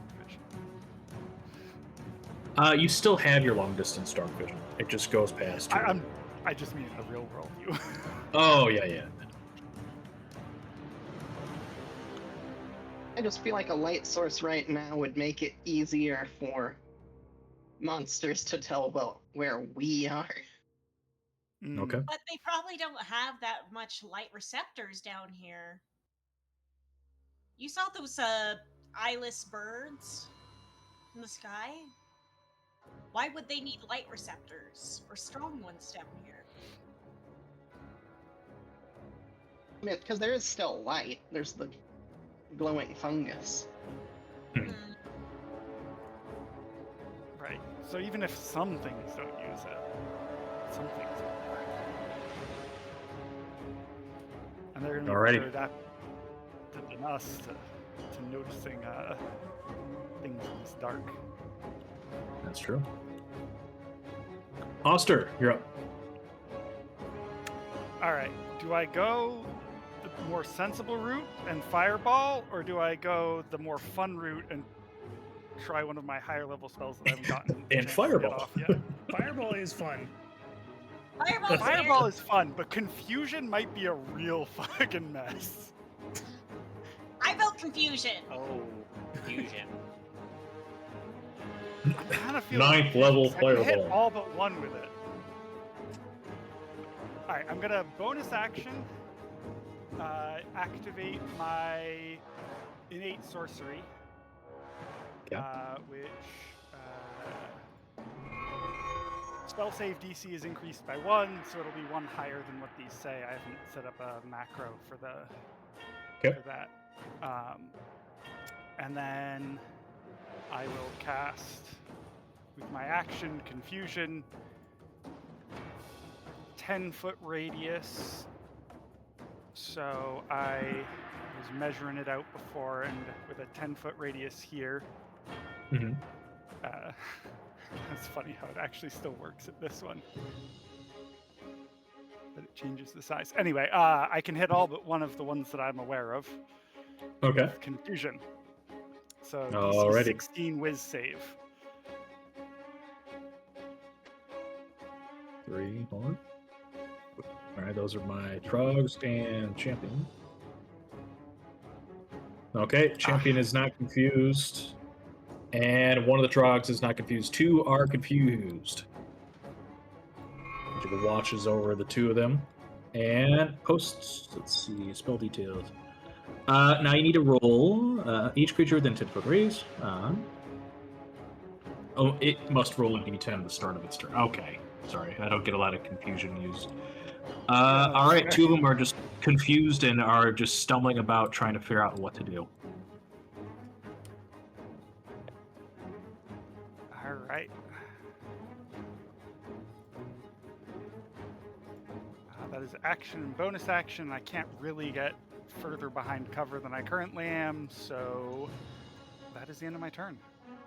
Okay. Wood, you're up. first encounter with those in the Underdark and it goes south. Ugh. What a shame. And then I am going to throw a pamphlet of Pelor, the sun god, toward toward the champion, and Okay. proceed to guiding bolt. I crit. With a crit. Oh my goodness. Wow. Bolt of energy strikes the champion. Only 31. 31 points of radiant, wounding the champion. It clicks and gurgles loudly. It is now marked. Any rolls against it is made with advantage until my next turn. Yep. And Oh, then, they buffed it till your next turn. Really? To the end of your next turn. Okay. Oh shit. Then, that oh, is it's not the how- next attack. No, it's Oh. still the same one. It's one attack until your next turn. Yeah. I'm so sorry. To the end of Reading it. is hard. at this That's time. fine, because I was about to say that is crazy effective if they, Yeah. because it's normally just supposed to be one attack until the end of your next turn. So then the next attack against it, basically. Okay. And I'm gonna scamper off to the side and hope that big, strong people are going to protect me. Perception check. Oh no. Am I about to inhale some shrooms? Perception.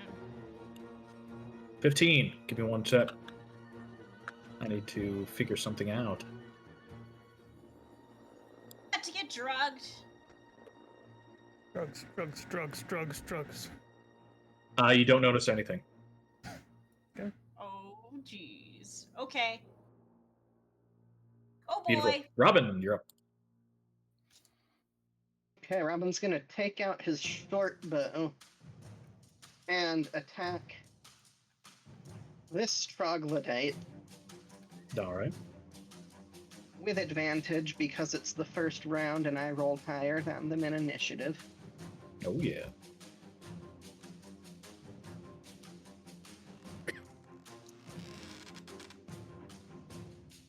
That's 22. Arrow flies true, thunks into its chest. And Oh. I am going to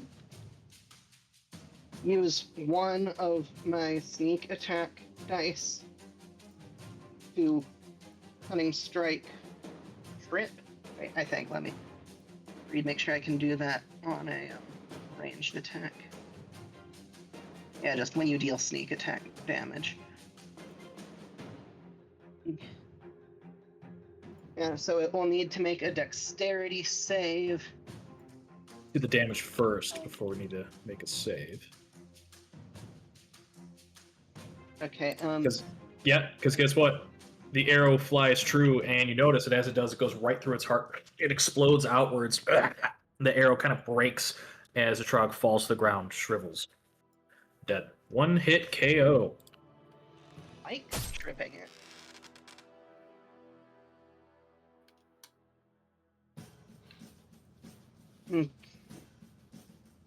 I don't think that I have any great bonus actions. I guess I could. I'm gonna bonus action, cunning action, hide behind Voda. Good. All right. Since I have naturally stealthy. Sounds Not gonna be good to staying me. there for too long, but good. Alrighty, Brock. I charge. I swing. Roll a stealth check, Robin, to see if anything. See how well you're hidden. You charge forward, Brocken, swing, connects, hits the Trog champion, I'm Twice. assuming. Hold on. A little bit better. Yeah, that's 16.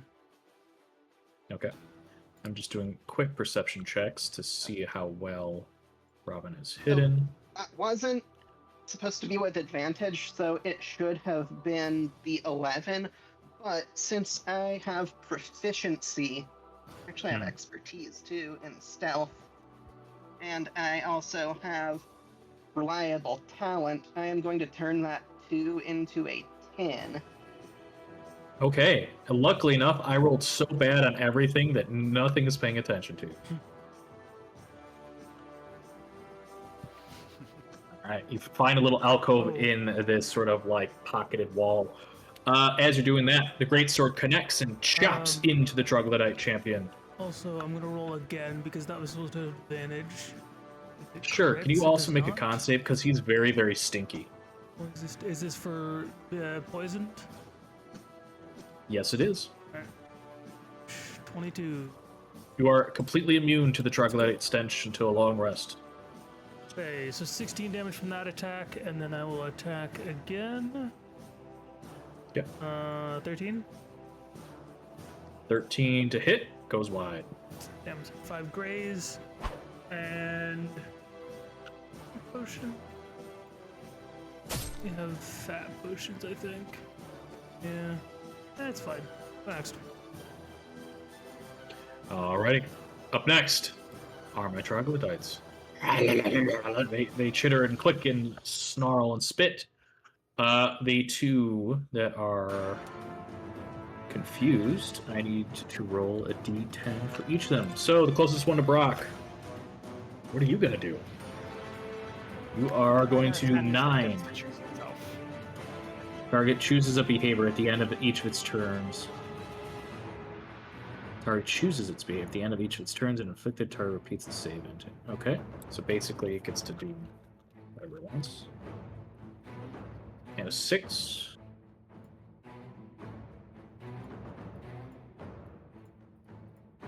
Doesn't move or take actions.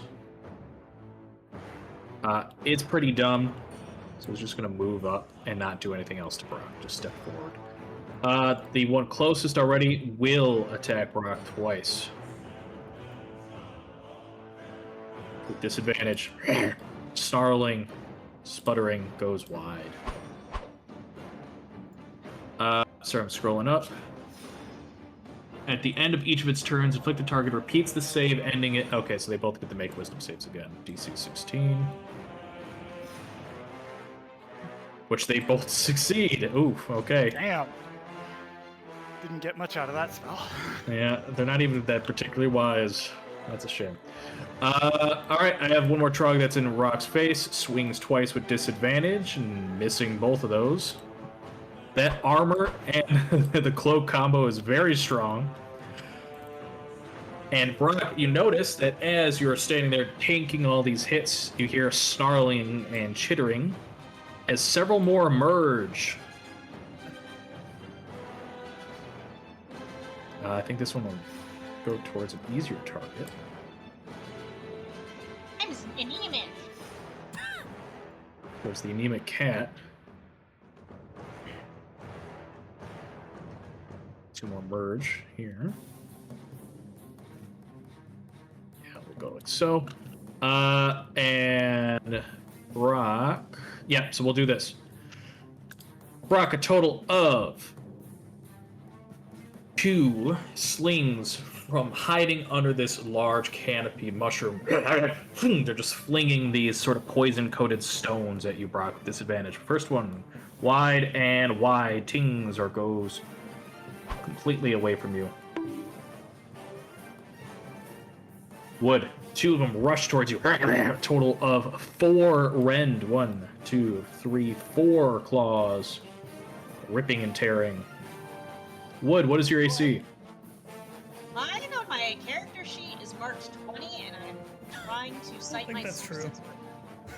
I don't think that's true either. Wait, maybe if you have a shield and you have that armor, can you get a I good have armor? a Let's see, plus let's see. 3 Or a +3 shield? Oh, A +3 shield would be +5 AC, by the way. oh, no, not Oh, +3, but like no. +1, which is Yeah, a +3. +1 shield. Oh, it's a plus one. Yeah. Thank you. Yeah, +1 shield, which should give you a total of 3 AC. I believe we stole it from the armory. and Sounds right. Rebel's End. Yeah, you got I think it was a missile snaring special one. Let me see. I should still have all the treasure because we were using the same campaign. I'll get that for you. Let's see what's treasure. Armor and clothing. This guy. This looks like that shield's real hot. Yep, Also real got hot. Protection, but what is? Or... Cloak of Protection gives you +1 AC and +1 to your saving throws. Okay. And my armor is listed as 13. What do you have? What kind of armor are you wearing? It's a great question. I'm sorry, I'm having a That's hard time reading Look in your inventory here. Yeah. Your inventory should be under your equipped section. Under my equipped.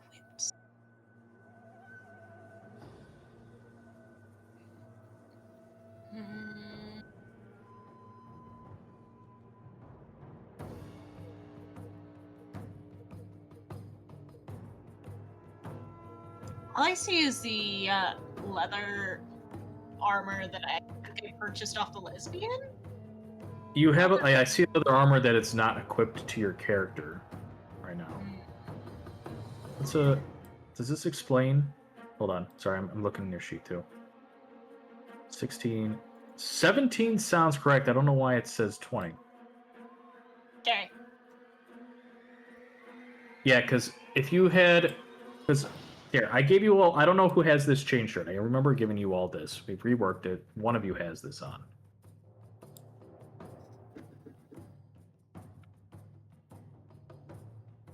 And a chain shirt is supposed to give you AC at 13 +1 because it's magical. So 14 plus whatever dex score you got. So if Wood is wearing this chain shirt, which I don't know, are any of you wearing this? No. I am not. I have a class thing that Okay. gives me It's some honor. yeah, that would make sense for you not to wear that. I think we did give Wood that. Okay, that would make sense. So Wood, this chain shirt should normally be AC 13 plus your dex maximum +2. This one is now 14 plus your dex. So what this would be is this: while wearing this armor, the armor would give you 15 AC, plus your cloak of protection, which is 16, plus now your fancy new shield, which should be +3, should be 19. Your AC should be 19 right now. Okay. So keep a note of that. We could fix that, or what I'm gonna do is I'm gonna just set manually your token's AC to 19, and then we can figure out the internal bits. All right, so you got rushed. We'll go back to the attacks. Luckily, most of them are absorbed by the armor, or you step out of the way, but one of them does cut your shoulder for a total only of 4 slashing. So not bad. These guys are a little bit weak, but as they rush towards you, Wood, you notice that they are very, very stinky. I need you to please make me a Constitution saving throw. Constitution saving throw.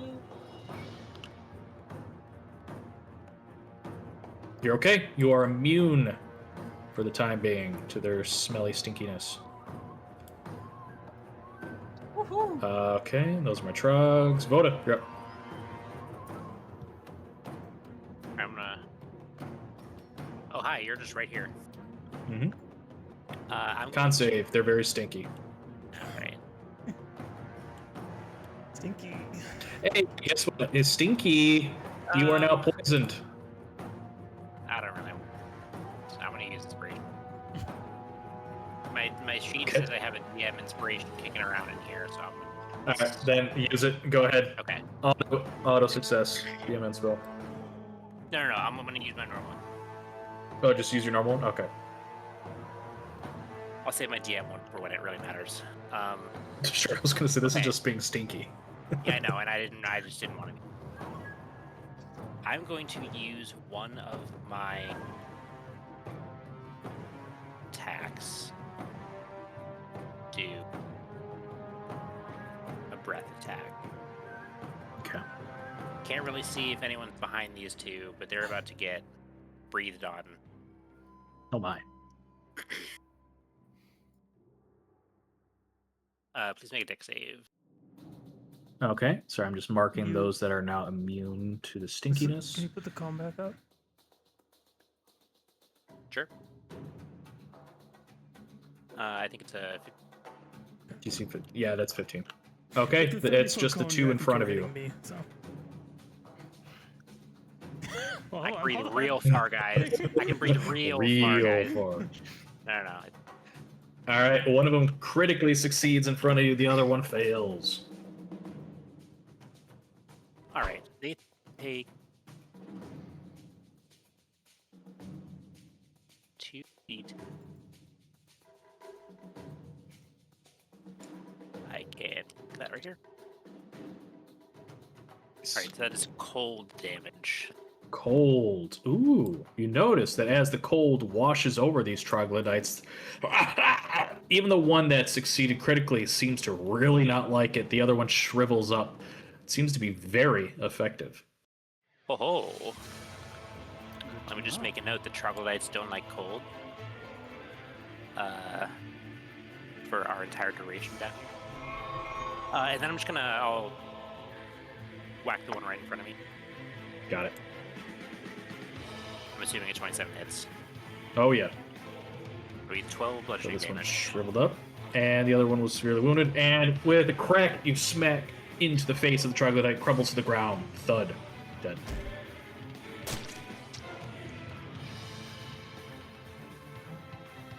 Nicely done. I'll use just my normal bonus action unarmed strike, not my flurry of blows, to attack the other gentleman.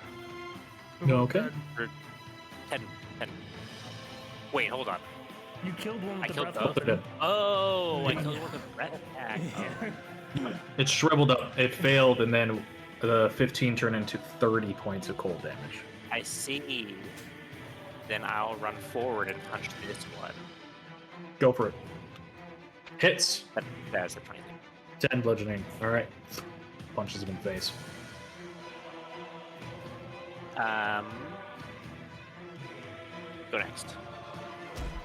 No, okay. Up next, the champion. It chitters and spits at Brock, and it will swing its great club. One at Brock with disadvantage. Barely hits. Oh my goodness, 17 bludgeoning. Now, normally, because the cloak is dissipated, once more. And a third time. Youch. So, first one's 17 bludgeoning, and the last hit is 23 bludgeoning altogether. 40 points of bludgeoning as it just smashes into you. You hear a roar coming from the northeast.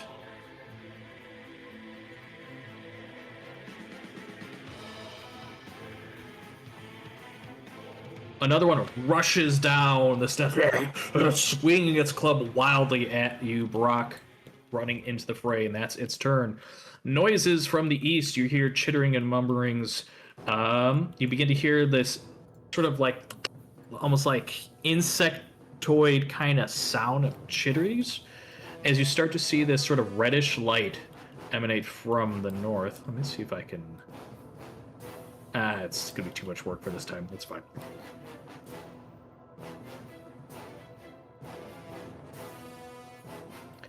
As you see a swarm of insects that are roughly the size of like a let's say like a German Shepherd. They kind of like they just kind of scuttle towards you. 4 of them. There's reddish like glows in their belly. They like chittering their mandibles loudly, and behind them you see a sort of hunched over, almost sort of bestial, if you could say that, troglodyte look at you all with a spear in their hand, their mouth dripping with drool, as this fellow joins the fray.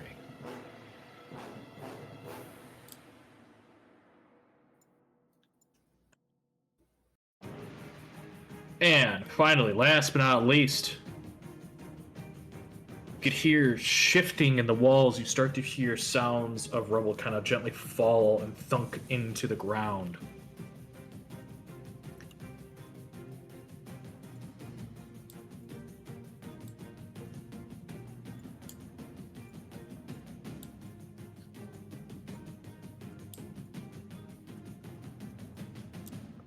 As you start to see this like shimmering light bounce off of the glowing luminescent sort of fungi, you see these like scales that all seem to like shimmer like basically like carp or fish scales that as they kind of bounce and reflect off the light, perched along the rocky walls in the alcoves, spear in hand.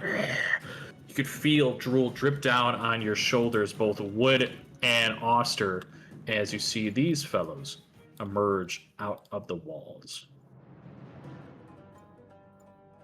I will also officially add 13 to the initiative.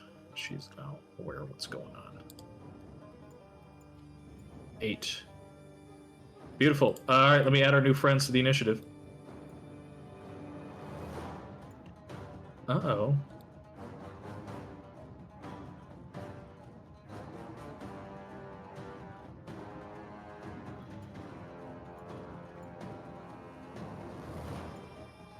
Make sure you can see everything in the initiative. Looks like that you can. Oster, you're up.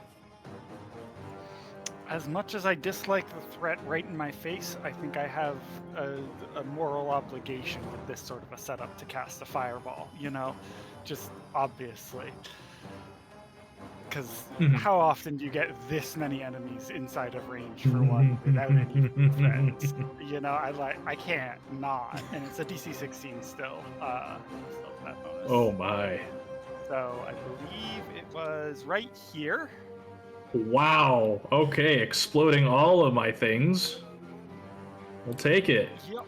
Big Babunga. Explosion of fire. Let's get a little fireball, a little bomb. Explosion of fire. Oh my goodness, look at all that. Okay, so give me one moment. I'm gonna get a template for our fireball so we can see that.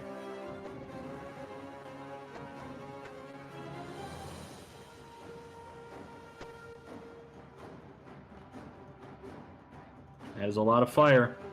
All right, my fiery bugs. Guess what? Fire washes over them, nothing happens. Damn.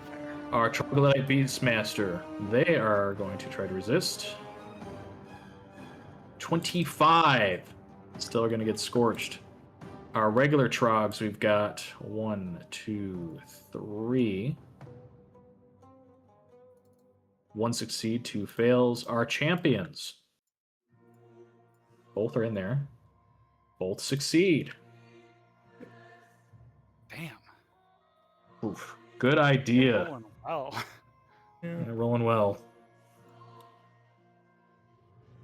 27. So, one of the troglodytes incinerates with us right by Barak, just collapses to the ground to a pile of ashes. The rest saw 2 troglodytes, actually. I lied.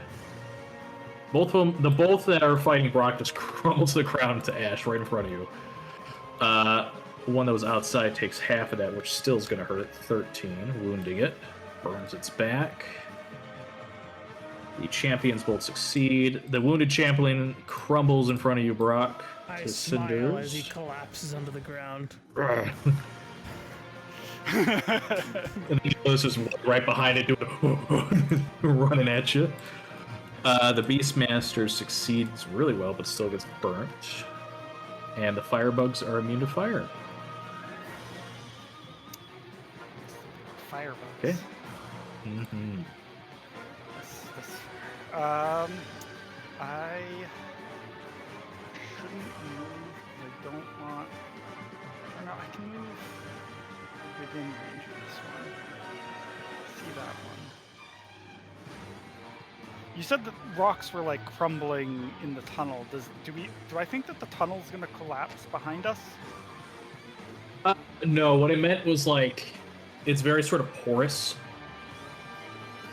The passageway, just for gameplay wise, you just feel like it's cut off. There's an invisible barrier, but the actual walls of this cavern, you don't feel like anything's going to collapse down. Okay. Then I'll stay after stepping in for a moment to see what was going. Why can't I move? There we go. My token's being a little weird. I sometimes have to like click it a couple times before it'll let me actually like, interact with it. I'll go back to my hidey hole. Okay. That's my turn. Sounds good to me. Sorry, I was trying to get some art for your little explosion here. And boom. Oh, thank you. Stalkers. They're coming out of the walls and are pouncing at the back line. Oh no. 5, 10. All right, 1 stabs at Robin. 2 swipes with its spear right at poor Robin. This is gonna hurt. Total of 27 piercing, 2 separate attacks. I'm gonna uncanny dodge on the second one.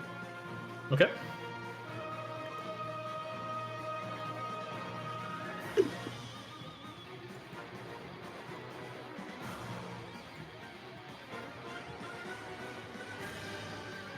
Alright, so you take half of that. Oster! This is gonna hurt Oster. Total of 4 stabs at you.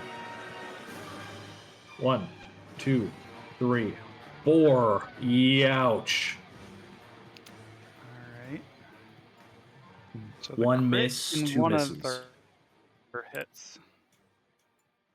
Okay, 13 piercing and then 21.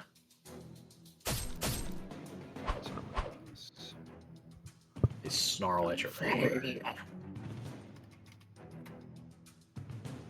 And Wood, 2 stabs at you. One One goes hits. wide, 1 hits, grazing your shoulder, 13 piercing yet again. 13. Those are my stalkers. Wood, speaking of which, you're up. Okay, I will subtract the 13 momentarily because I'm afraid that I'm going to forget my turn, which is going I'll take care of your 13, at least on your token. There you go. You're so kind, Joseph. Or it didn't do anything, never mind. You'll have to do it on your sheet. Okay. You keep going, Brock. I'm gonna throw a pamphlet at Brock as a bonus action for healing word. 13 Yep. points for you. And then I would like to prepare the dodge action. Ooh, smart. And that's it for me. Okay. As you are suffering from being stinky, let me see. You can make another con save at the end of your turn to see if you're no longer poisoned. But yeah. Save. Oh, actually, I apologize. You were already immune. Ignore that. That's my fault. I put the markers on there to tell me that you were immune, and I got confused. Doesn't matter. All right, moving forward. Robin, you're up. And as Robin steps forward, I need you to make a con save. Stinky time.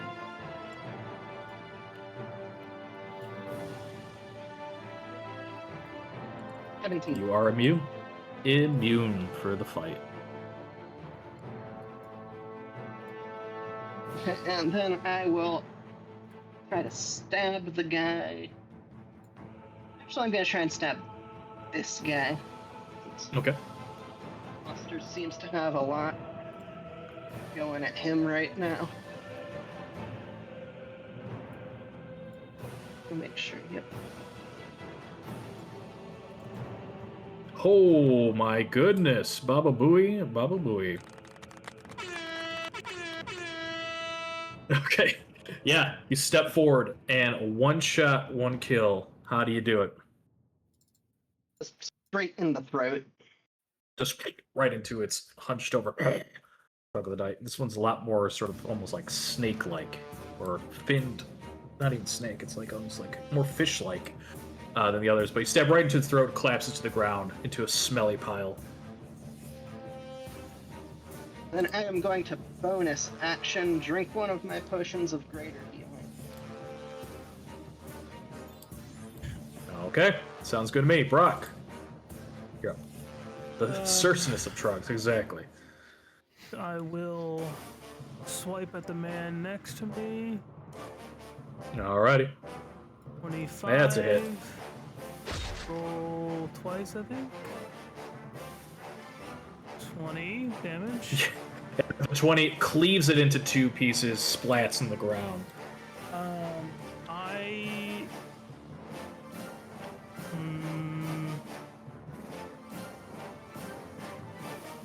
I think if I would actually say this. Do I have a tactical mind? I feel like I don't have a tactical mind. I feel like I'm just W key. You're similar to the one that was rude to me. I will charge forward and attack. Missing, but grazing for 5. I will action surge. Attack. Okay. Oh, that's fine. Attack again. Attack.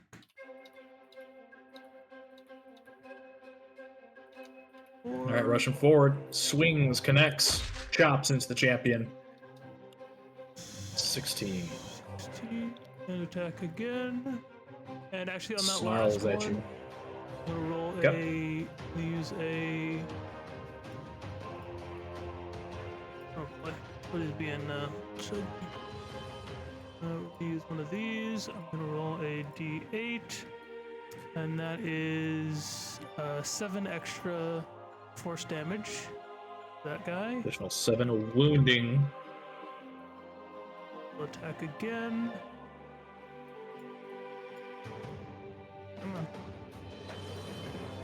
Do it.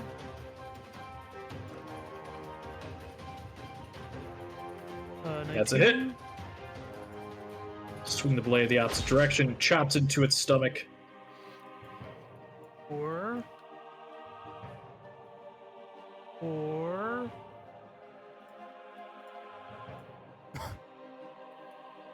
Hold on, probably not 12. 14. 14, okay. Take that. It is still alive. Pixels of health. I will bonus action to potion. Go next. Okay, works for me. Up next. I do have a few basic trogs left in my little repertoire. Hiding underneath the canopy of this large mushroom stalk, it just kind of... they look at Voda and fling and hurl 2 slings. Throwing some rocks right at Voda. Both of them go wide, nor even close. And they are going to retreat.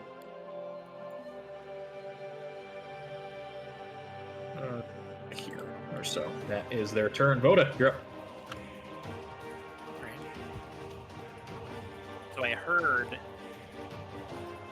I'm scuffling back here, but it's very dark. Mm-hmm. Ooh, big heal. Okay. Seems to be an enemy. It's like obscured by the Mm-hmm. map geometry. It's okay. Doesn't matter. I'm gonna hit it. Yeah, you can just barely see it. It's like in the honeycombs in the wall. Yeah. 14, not enough. Strikes at the stonework instead. Okay. How about a 15? 15, also not enough. Just barely a miss. Hisses at you.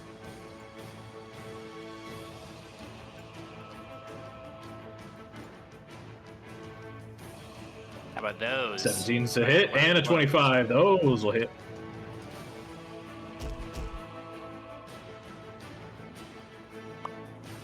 Um, 22. I'm going to try and stun this person. Okay. Please make a con save. Alrighty. And with the 20, they resist. Yeah. try and help you guys back here.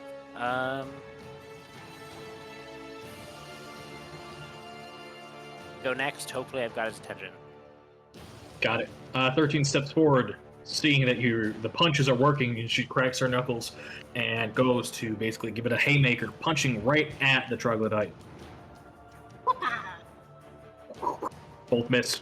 She kind of forceful energy crashes and breaks the walls around it, but she is still somewhat out of sorts. Champion, dueling Brock here. First swing, miss. Second swing, miss. And third swing, guess what? Just barely a miss. All go over your head or ting off your armor. Not bad, Brock. Good tanking. The Beastmaster in the back. It waves its spear around and points at the fire beetles. And they are going to encircle Brock. Hold on. Let me put this to the back. You notice that these beetles kind of scurry around clearly under the direction of the Beastmaster, and they're going to go like this.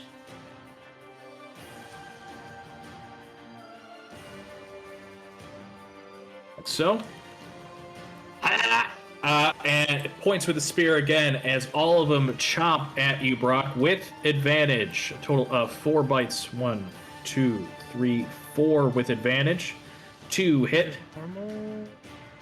Well, okay, so on. Mm-hmm. So if they have advantage, and they also Correct. have disadvantage, so it'd be just normal. But the first It is one flat. would knock my thing off, so then they would get advantage. Correct. Correct. So just 15. 2 hits. And Yeah, no it's still 2 hits because crit for you're the second one. at 19 AC. No crit. All right, lucky you. 4 piercing, 2 fire, and then 5 piercing, 3 fire. As they're all just circling around you, fire in their bellies, just chopping away at you, locking you down. And that's not it. Beastmaster still gets to do stuff themselves. They are going to do this.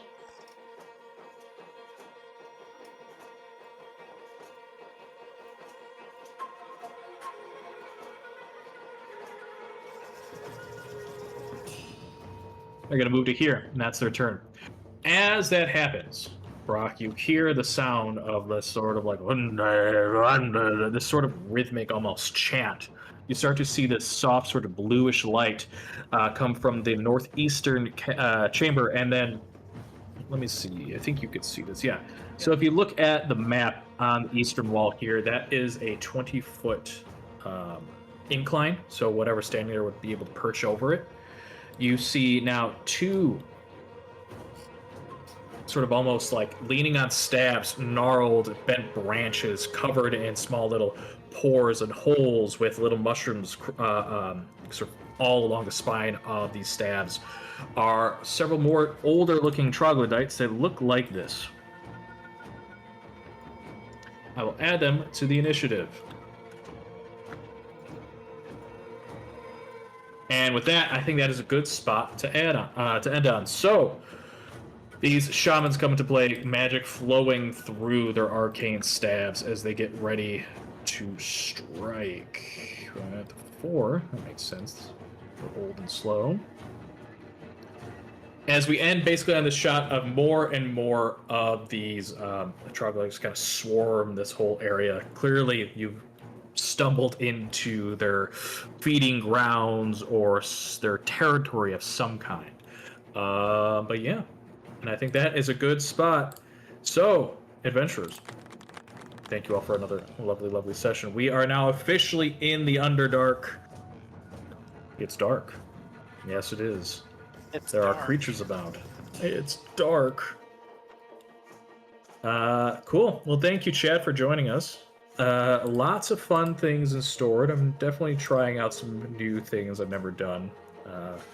Overland stuff and larger exploration, random encounters. So make sure to stop on by to see what shenanigans the party gets into. While I've got you, as per usual, schedule our favorite 21st of April. Good to go? Yep, pretty good to go.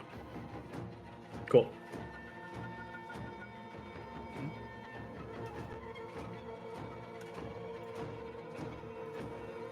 Okay. Well, if that is that. Let's see. Cool, okay. Wood, while we still got you, do you want to make sure your sheet is all working and you got everything set up? Do you want me to give access to someone? Because I can try to figure it out myself. I'll be honest, I have very little character